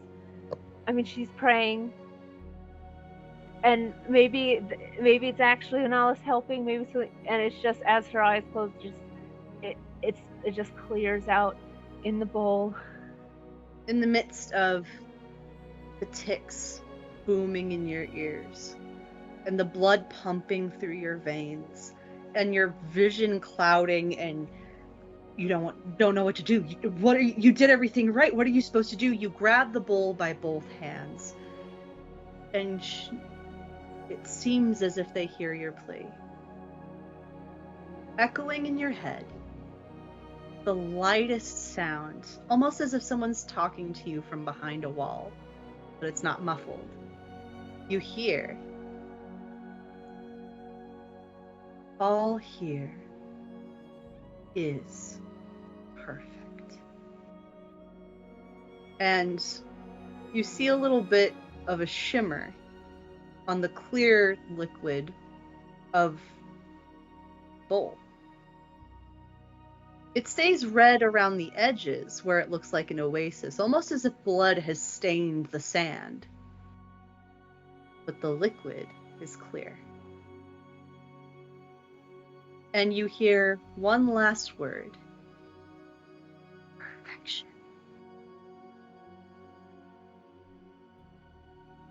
A tear. I don't know if this what this does to it. I feel like just maybe a tear runs down her eye and drops into it. Okay. All right. And you look up, ready to deliver your dish. And the Damascene is doing his damnedest to not look at you. But he has a smile on his face. He stands up. It is time. If your dishes are not to me in 30 seconds, you will be out. You walk over. The other team walks over with something. It looks a little patchy. Looks a little burnt. Doesn't smell the best when you walk up.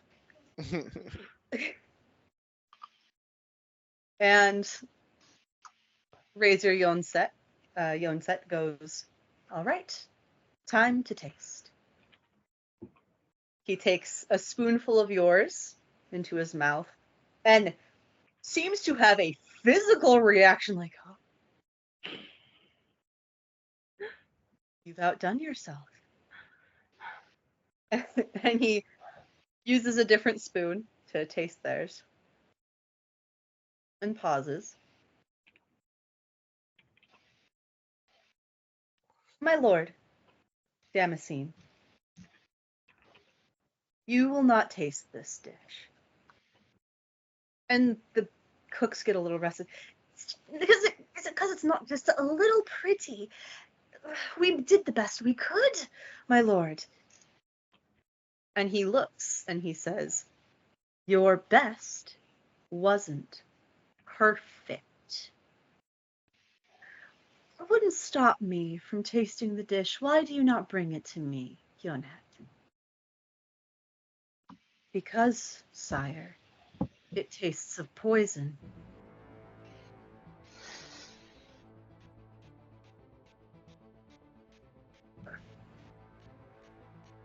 Poison.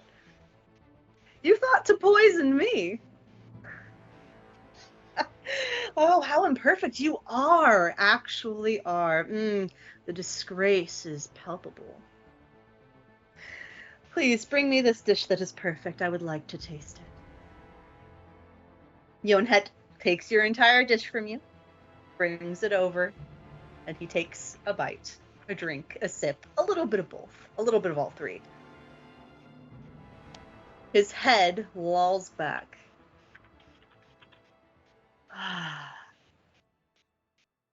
That is perfect. Plot twist. I We have- poisoned the dish. I have my winners here. Do me a favor. Why am I never looking at your name? Fubu. Do me a favor, Fubu. I would like you to not only roll me a agility check, I would also like you to roll me a strength check. So you're able to get in the way, but you are not able to riposte. As the male in that group goes to take a knife to your boss. You are able to get in the way and you are stabbed in the shoulder. would you like to use your fighting to subdue the foe? Da. Please roll fighting for me. That's an 11. That is an 11. He stabs you in the shoulder. How do you react? How do you take him down? I look at knife in shoulder. I pick him up by scruff of shirt and I just kind of punch him in face and say, Okay. "Try harder next time." So you pick him up and then punch in face and put him down. I Yeah. understand. And knife is still in shoulder. This is not concern. This is a bit of a concern, but not for reasons that will probably get described in this one shot. The Damascene is too busy eating his perfect food to even notice the blood in front of him. And he says, I have my winners. Perfection at its finest. Please, come forward. These are our winners. The crowd busts out laughing, clapping. Why is my brain's already turning off, man? They're laughing at the dude getting punched Look in the at these face. losers. They bust out clapping. You are given whistles and cheers as you all are observed by this company. And he says over the crowd, they are now the new owners of the Red Forge Eatery. You are all welcome to join for a celebratory feast that they will not be cooking because perfection deserves a day off sometimes. They will personally cater to me, and anyone who dares cross them will have to answer to me. The benefits of being the personal chef of the dance. Please, winners, follow me to the Arches of Onalis. I would like to congratulate you privately. And he begins to walk away. Do you follow? I follow. Knife still in shoulder. Knife still in full. Yes. I'm trying to decide if Isabel will smile for the first time that any of you have seen at this, with tears on her face.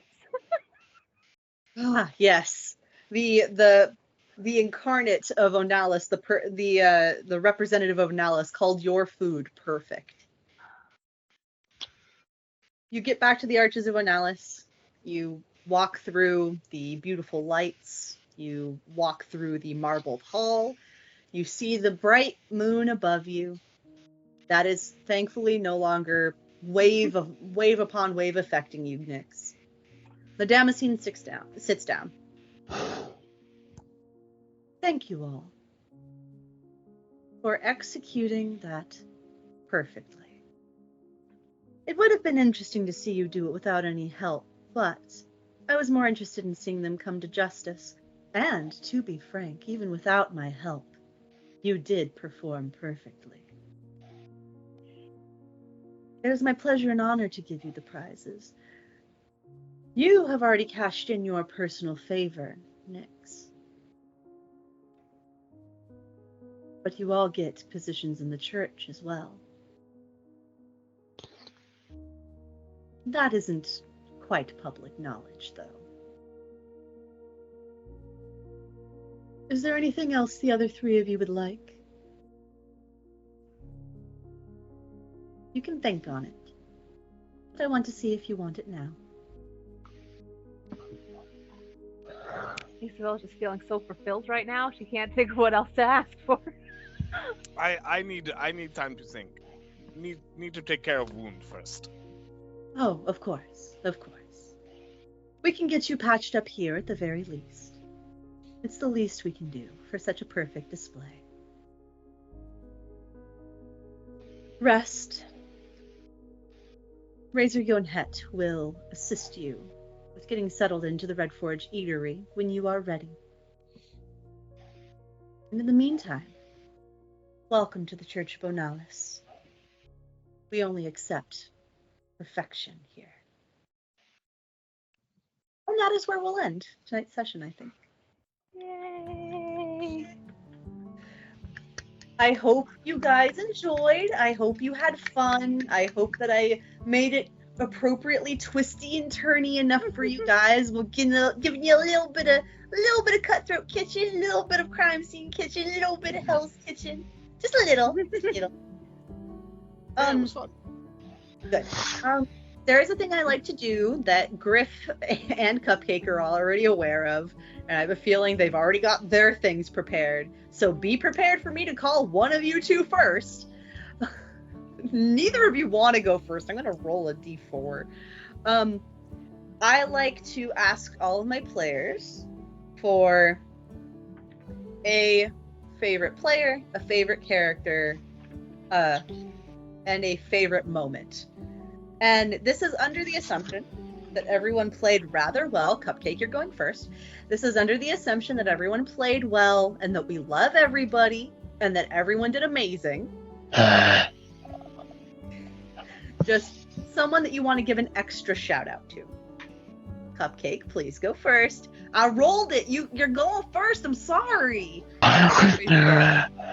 You want to go first, Griff? What is a strong word with this? I'll go first. I'll say Then go ahead. Okay.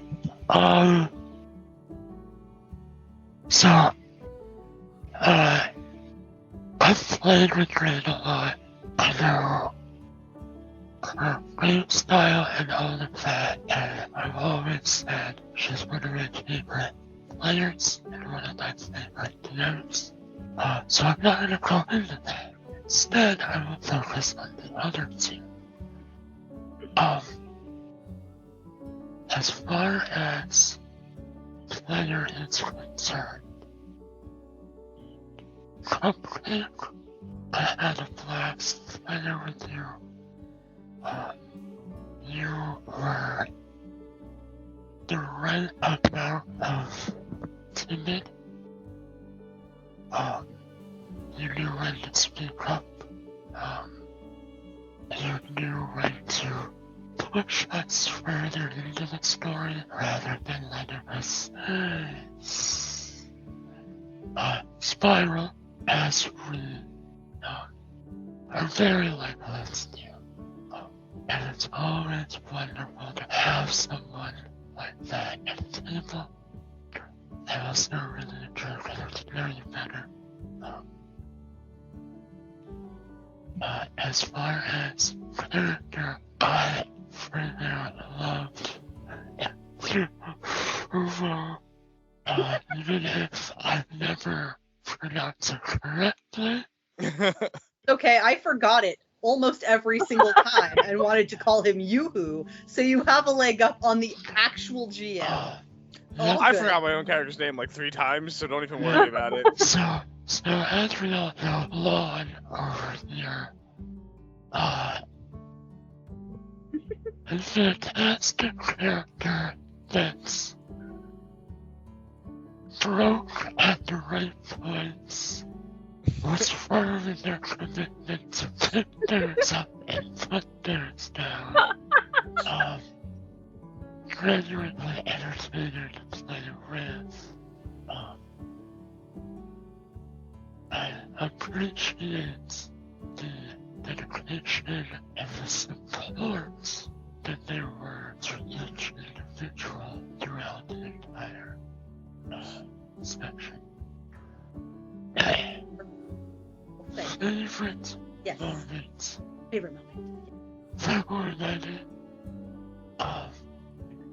Particularly each character had their moments. But the moments that made me feel the best was when I was so bold as to ask something that no one had ever asked for in the history of the land. And in the moment that it was granted, You You immediately stole something. I didn't steal something from the most powerful person in the land. And succeeded because they wanted you to. Yes. I thought that was rather ballsy of you as well, and I think that was an amazing moment. Oh my goodness. Hey, it was a great player moment, and surprise, it came in handy at the end, too.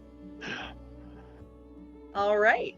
Thank you very much, Griff. That was very well articulated, and I appreciate that. Are you ready, Cupcake? Okay, go ahead. Favorite it player, helps not. favorite character, favorite moment. I'm gonna go ahead.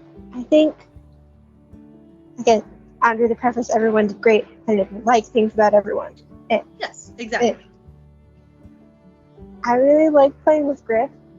I think he has a really great way of helping coordinate. Like, you understand what you're doing and how to make the system work for you, and how to integrate that, like, into your character, into the traits that you're playing, and into how you're interacting with everyone. I think, like, it's not just like, oh, like, you know the system and you're breaking it and you're power building, or like, hey, you're rolling great and that's just there, and you know, it's this whole thing. Like, you integrate it really well and make it so that it works with what's going on and with the people you're playing with, and you build it into how your character interacts. You make it a part of the story rather than just a stat. Okay, that's really cool. I also really like Fubu. You already have a compliment. I also want to compliment Jade. I really like Isabel's character. I think you really played it well, like getting in that truly like perfectionistic anxiety, like still stern on the outside, but like freaking out on the inside, trying to make it absolutely 100% perfect.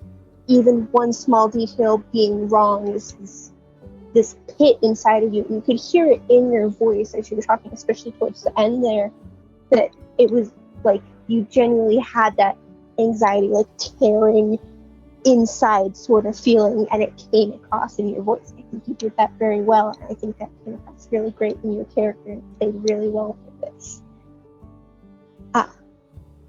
There were a lot of great moments. There were very much a lot of great moments. My cheeks still hurt from all of the amazing moments. Just one for now. The one that immediately comes to the top of my mind is the pockets of salami. Pocket salami! There's all the salami and the happy fat Pocket dogs. salami. There's just so many happy fat dogs not doing their security job, just enjoying their salami. And, yeah. Quiet pocket salami. Very good. Thank you very much. I appreciate that, and I'm sure the players do as well.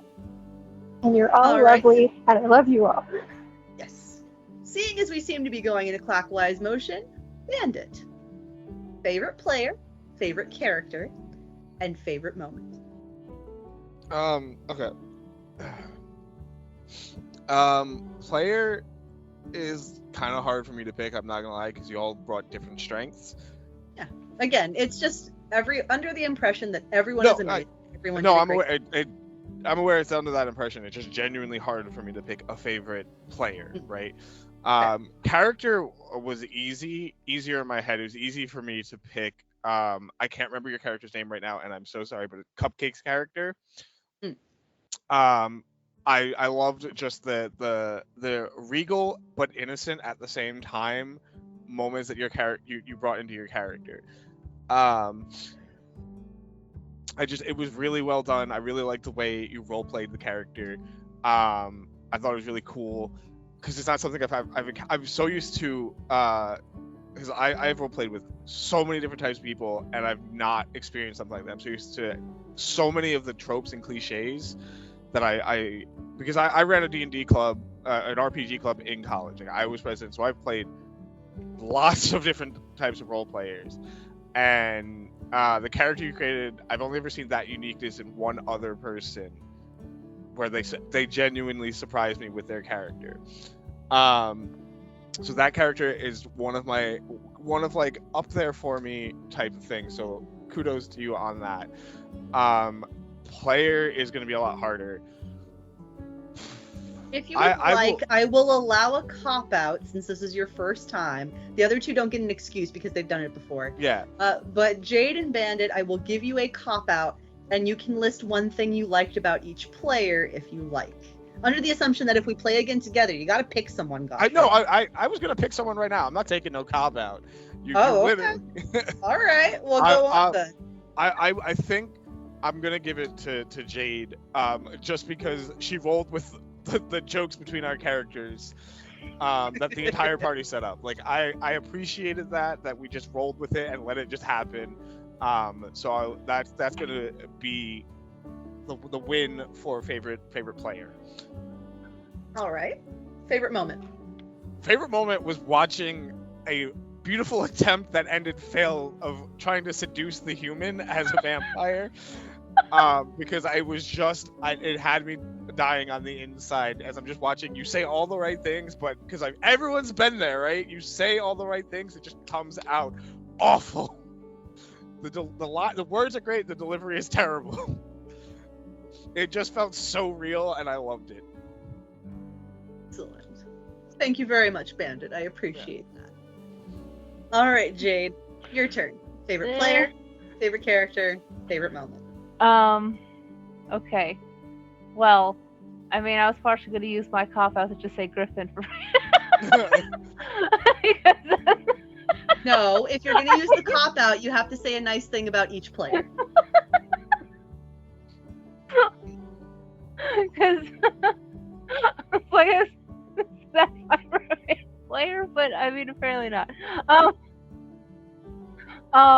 let me just. It's out of the other two then, because it's easy to just say Griffin because we play together so much, but it's always funny. But well, okay, I'm gonna come out first. His favorite character was because I thought it was great that Cupcake's character, even though we just identified the team that was gonna be killing everybody or killing person, was like, oh no, they got hurt. Let me go help them. And it's just like they're gonna poison people. But they did just get in the head by a table. But also the poison came out of their pockets. So I was just like, oh, she's just so sweet, isn't she? And it was just so cute. Poison is literally made to kill your kind, and you're like, are you okay, buddy? Yes. And it was just so sweet. She's like, oh no, I'm a normal person. I want to help. Everyone was like, oh man, I just love her now. But and weirdly, my favorite moment was when Pooh just started seducing her, and my character was like, what? This better lead to something, especially because that was before we suddenly decided, by the way, afterwards, they're also together at some point. Sometimes they have things going on. It's like, oh, so it's even worse now. You have slept with me and now you're going with this bitch. Okay, this better be a good reason. And I'm just like, for some reason, I love that we just have backgrounds of him in the bushes for no reason. Just keep going. Yeah, by the way, bush things are happening, and apparently now she's saying things, and now it's like, okay, and that's all I'm gonna remember now. The bush scene. That bit was great. I love that bit so much. She said lots of things in bushes in 10 minutes. It did literally take me a second to realize, oh wait, this is a bit. It was just like, what are you doing? Why are you commenting here? Why are you saying shit about me? Oh wait, we're a distraction team. We're supposed to not let her in the back.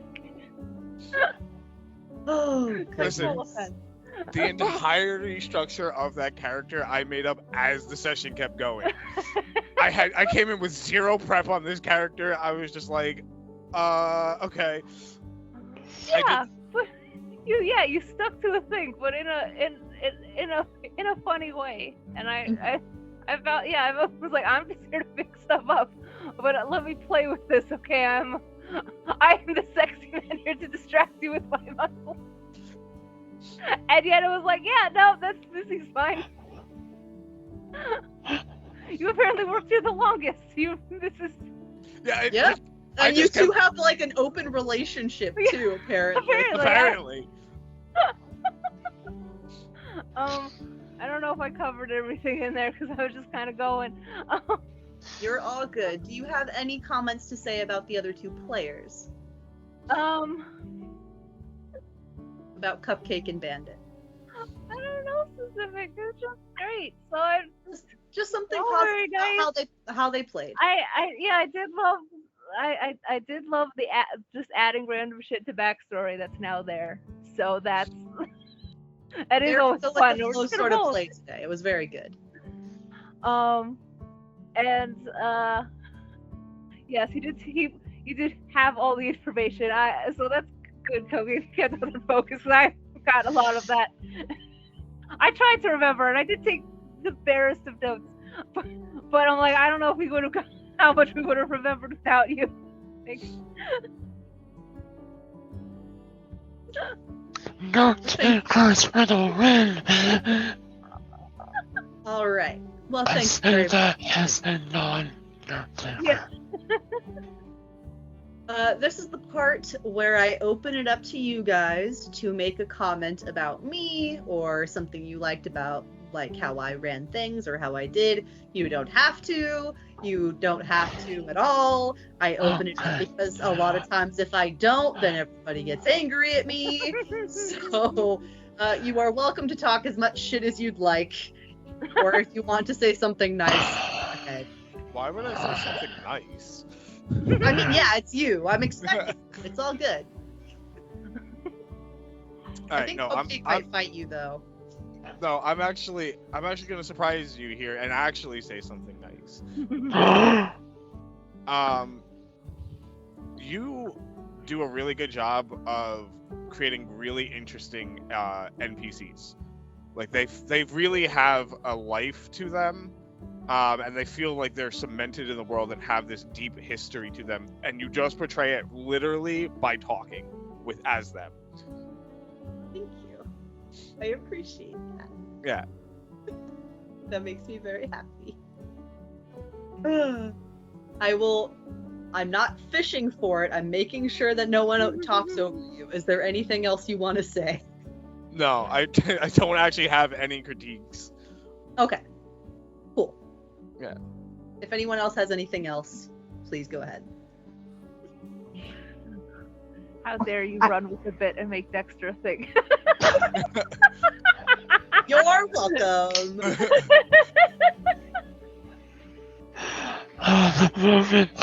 The moment I realized it went from this to no, this isn't real too, I was like, yes! I mean, hey, Nixon's got someone to run around with that apparently is not werewolf and yet is animal enough. Hey, and then when you got to yell at him in real life, I got to respond in character. I thought it was fun. Yes. Where'd my little girl go? Oh, she disappeared now. She was here before. Well, For those that don't know, Dexter, yes, It's a girl. female. But the human animal like running around is a boy. There's yes.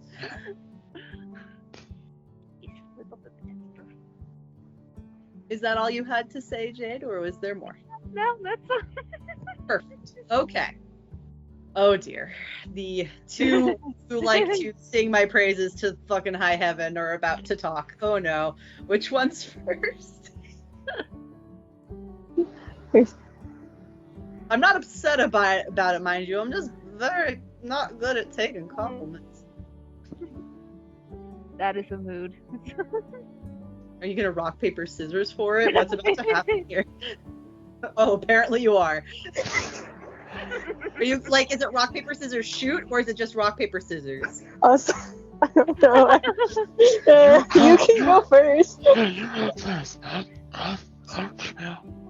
Okay. I always end up giving you compliments of, like, just your storytelling in general, and like Bandit said, the depth of your characters, your world building. Like, literally, you put so much care into crafting it and all the elements to make it come together. Like, even if it's just in the most minor ways, even if it's in, the description of a room, in the history that you put into the windows in the cathedral, and all the little bits of importance that actually build your world without having, pages upon pages of, like, readings through a, like, poorly written history book. Instead, you have it incorporated into your world, and you, like, this is your world that you're creating, and you flesh it out. You have that craftsmanship and that care in every facet that you bring to it, in your characters, in the environment, in how the interactions work with each other, and how the different bits play out, in how you use and utilize the mechanics. You use that all to craft it and show your world, rather than, printing it out in a brick. You make it, you pull people into it. You live in the world for a moment and get to experience it, and you're really good at that. Thank you. Jade. Poor Jade. Take my compliment. I have to. This is the GM portion. You guys are allowed to say whatever you want about me, so I have to take the compliment. All right, Griff, I believe it's up to you if you want to say anything. If you don't. I mean, it was alright. That's about right. Okay, wrapping it up. See you later, folks. Seriously, though, I always love your names. I'm always thankful when you're like, hey, do you want to join me? And I'm like, Yeah. when? Now? I'll do it now. Let's play. You're like, no, it's 6 months. I'm like, oh. Look, I gotta work with scheduling, guys. We're all busy, man. Great. And that was actually the girl I was gonna bring up. Oh. You handled that very well. You do your best when things shift and change unexpectedly. You're always ready to jump over the hurdles in the way, and also, you are a really trusting GM. You let things happen that shouldn't happen. Like when I came to you and said, hey, I know you gave us 4 races to choose from. I want to choose a different one. Can I do that? And you I don't said, know what you're talking about, Griff. You are a human. I am moving. And you said, sure, I have ideas. And I said, let's go. You've done this to me more than once. I've done this to you on multiple occasions. But I really appreciate that. And it comes out in more ways than just trust you. You step out and you trust people who you don't know that well, like Jade, who, yes, I vouched for, but you didn't know them. I mean, ultimately, I don't know you very well, Jade, but you did amazing. I'm very happy that you joined. And so, there's a certain amount of trust that's wants to have in their players, and you do an excellent job of instilling that while also maintaining control and not being stepped on or over into any ways. It's a skill that many people do not have, and I appreciate that you have it. Well, thank you. Now it's my turn, bitches. You know, just I No. reject any and all compliments. No, it's my turn. I could have rejected your compliments in the GM section, and I didn't. So you gotta take mine now. Cupcake. I told you, and I've told you again and again and again, and I'm glad that other people are finally validating it so you can hear it. But you make good characters, you have amazing ideas, and you play very well. And it's always a delight to have you at my table, because you always have that little je ne sais quoi that I need. You're a great fucking player. Griff is hilariously frozen. And So yeah, me, it looked like he You're just not- suddenly ducked as soon as anyone was gonna say something about him. no, just stay like that. It's very funny. You're like, yeah. So it's just like you're taking my compliment with such gusto if you stay like this. I love the fact that you always make me think on my toes. You always give me something that's a curveball that helps me be on my toes to make my GMing better. So I appreciate that very much about you. And that you're a little shit, but Just so you know, the curveballs are at me too. I don't know what I'm about to do. fair enough. Bandit, you're a little shit, but you're my little shit, and I've known you for a very long time, and I know that you have trouble thinking that you can do anything that would impress people or be positive, but I am here to tell you that even when you are doing a simple character, having a simple time, and possibly having outside factors go along with it, just like everyone, like cats and whatnot, and family members, you still bring to the table a very fun time. And I am very glad that I finally got to have you on one of my tables.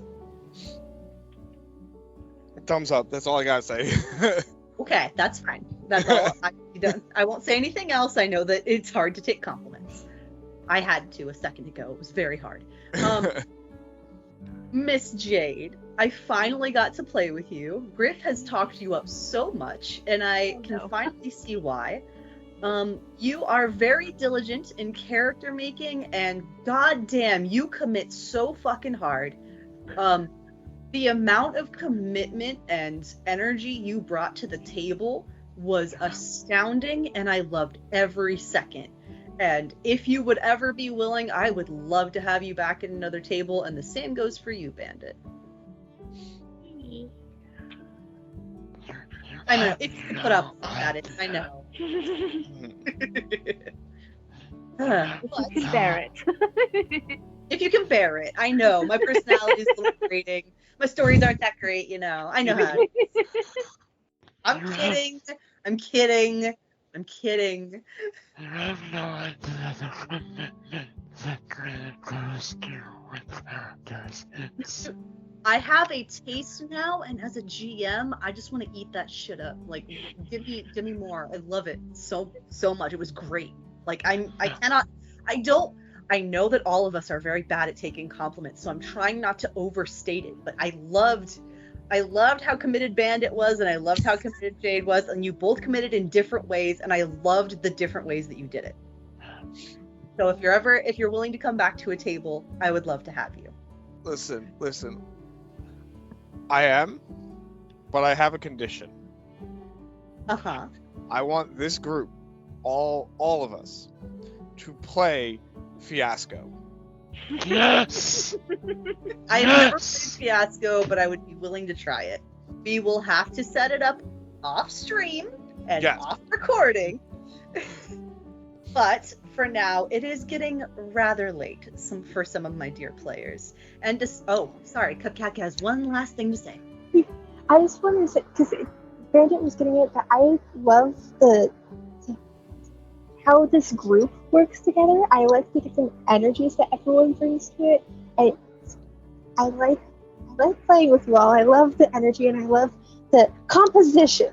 That's there. It's been a hot minute since I've seen you this excited about being in a group. That's very nice. Yeah. Okay. Well, we will discuss outside plans later. Seeing as everyone is so jazzed, maybe we'll see this group in the future. You don't know? But for now, we are going to go ahead and end it here. Thank you all for joining us. I hope you have a lovely night. I'm working on possibly making some campaigns of my own. They'll all be pre-recorded, they'll all be edited. But I don't know, look forward to something like that coming late this year, early next year maybe. You know, just if you like this, if you like what's going on and you wanna see more of it, let me know. But I'm gonna do it anyway, so you have to live with that. And I hope you enjoy it. Otherwise, I hope everyone enjoyed, and I hope you all have a good night. Bye. Bye. Bye. I'm frozen.